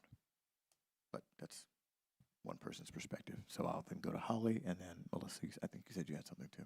So go ahead, Holly. So I'm not too far away from Charles. I'll say where my frustration is, and I feel like some of the responses, I think it was very clear last meeting that we were concerned about fees. And it's kind of like the thing to not mention, but to me, as a board member, I wasn't part of this before, it feels like Innovative School Day. We were concerned about something, we wanted a different option, we were all very interested in that. We now have a short timeline, and the exact same proposal is presented. I was hoping to see kind of a menu. Our expenses are up based on teacher staffing. Are there classes we could eliminate, still keeping a robust summer school, or at least core things, and maybe narrow the gap? Do we have to eliminate it? But we could narrow it. If we change the class size threshold, what could we do? I don't think at the high school level we need to limit it to that degree to recoup some of the expense. I mean, I'm thinking about, gosh, the way things are structured in this district for music students, they have no choice but to take summer school if they want to stay in orchestra or choir or band. So we do need to offer some classes for them in the summer. We've built the schedule that way, but I would like to see where can we recoup some of these expenses without passing it on to families and creating a barrier where those kids might not attend and may end up sitting at home alone on YouTube all summer. That's kind of the balance I would like to strike. So that's why I'm kind of frustrated here tonight, is I was hoping we'd see a little bit of a menu of, okay, we break even on camps, we keep the camps.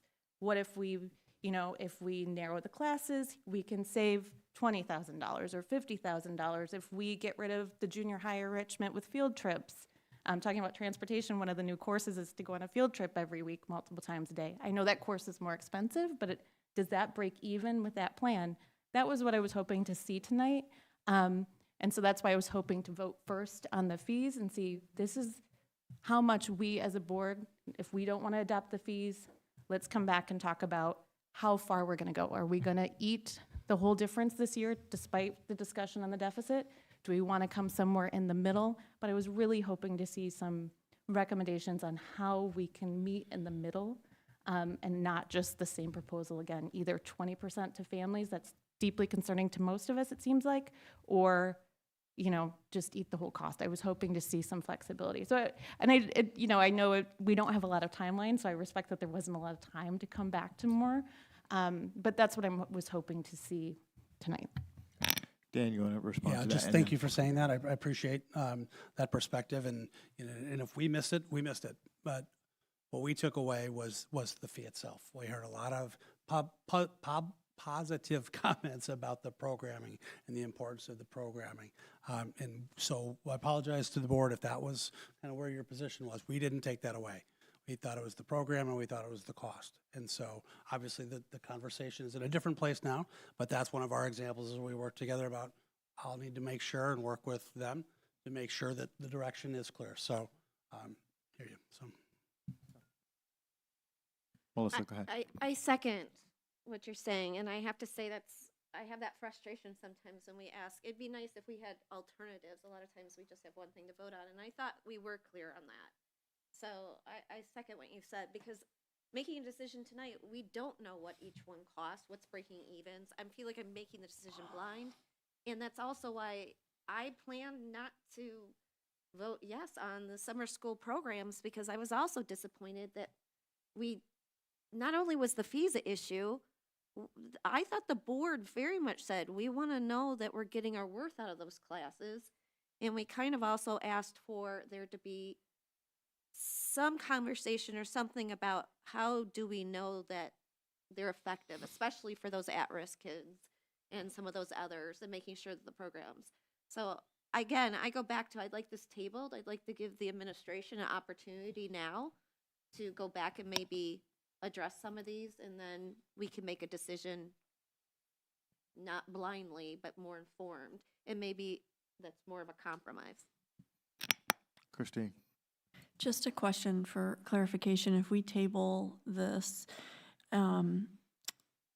what is the timeline, the ideal timeline to get it rolled out as far as registration and publicizing it to families and such? We normally do that in January, but again, we can do that at what the board would like us to do. Okay. So with that, I will entertain a motion. Would you like to make a motion? Oh, to put them together. So to table 10.01 and 10.02. I make a motion to table 10.1. Sorry, I have double vision. Okay. 10.02. So thanks. Second. Motion and second have been heard. Please call the roll, Ms. Patton. Yeah. Combined, yeah. Kuzminski, Aye. Kush, Aye. Walensky, Aye. Macmillan, Aye. Plastic, Aye. Kelly Black, Aye. Gerke. Aye. The motion passes. We are tabling that, and Superintendent Bridges will put it back on a future agenda? Yep. Awesome. Okay. All right, 10.03, Transportation Facility Update. Board of Education had previously approved the construction of a facility to support our transportation department.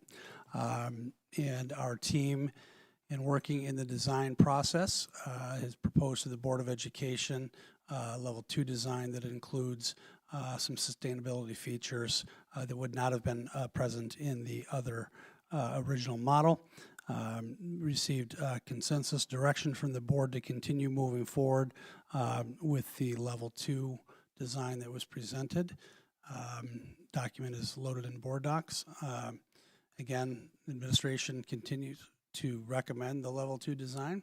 And again, at your direction, we continue to move forward with the planning. This would just be formalizing that. Questions? Mark? Then Joe.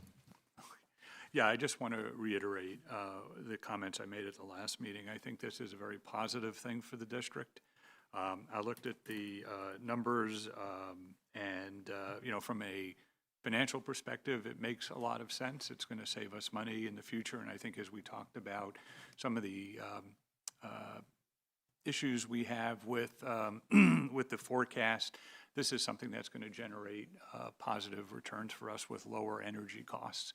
So I think it makes a lot of sense to make the investment now and then see it pay off over the 6-year payback period, and then for the 18 years after that, we'll have $4.3 million. So I think it's a good deal for the district. Joe? Yeah, I agree with what Mark said. I'd like to also thank Chuck and Melanie and their team for putting this proposal together and really kind of advancing some carbon action plan initiatives. As Mark pointed out, this has a good return on investment. The financials look good, and it really provides some exciting educational opportunities for the students. So this is a win-win-win-win everywhere in my book. I'm very excited about this plan. Fantastic. Other comments from the board? Melissa? I had a couple of comments about, okay, first of all, when we estimated the projected energy savings, on the level 2, it says plus 2 million. Am I correct to recall that I thought we said it was closer to 3 million? What was that figure? It says 2 plus, so is it 2 or is it higher than 2? That's in comparison to the level 1 design, so the additional upfront cost for the geothermal and the solar is estimated to be approximately $2 million. So, Those costs wouldn't be in the level 1 design. okay, so it is just 2, it's an additional is what the plus meant. Correct. Okay, and then one of the things is, do we have,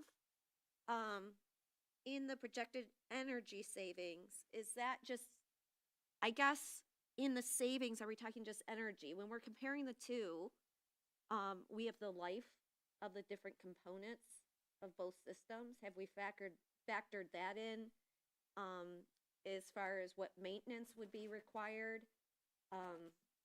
Have we done the whole comparison of all the costs, say, that are associated with it?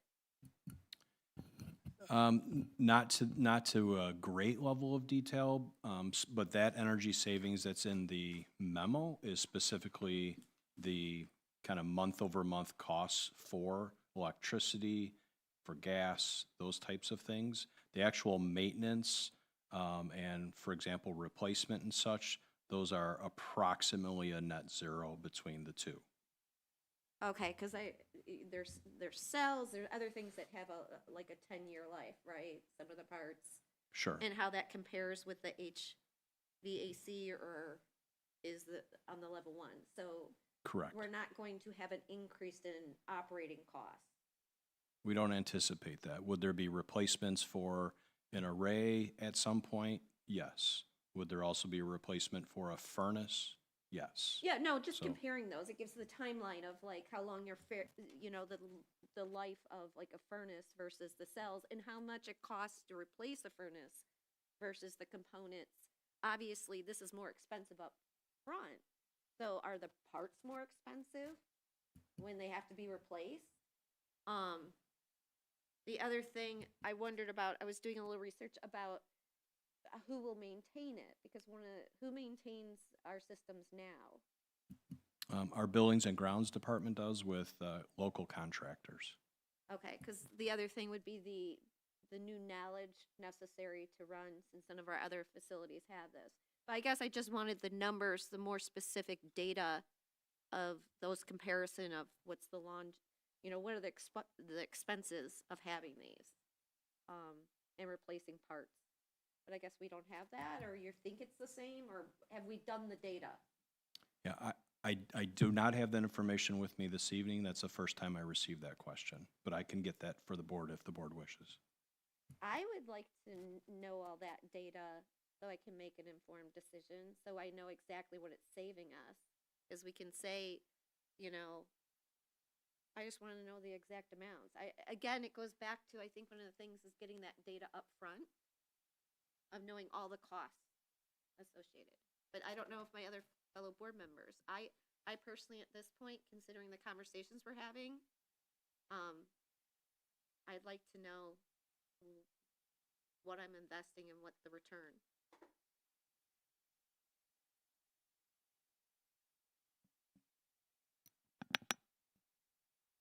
Other questions or comments?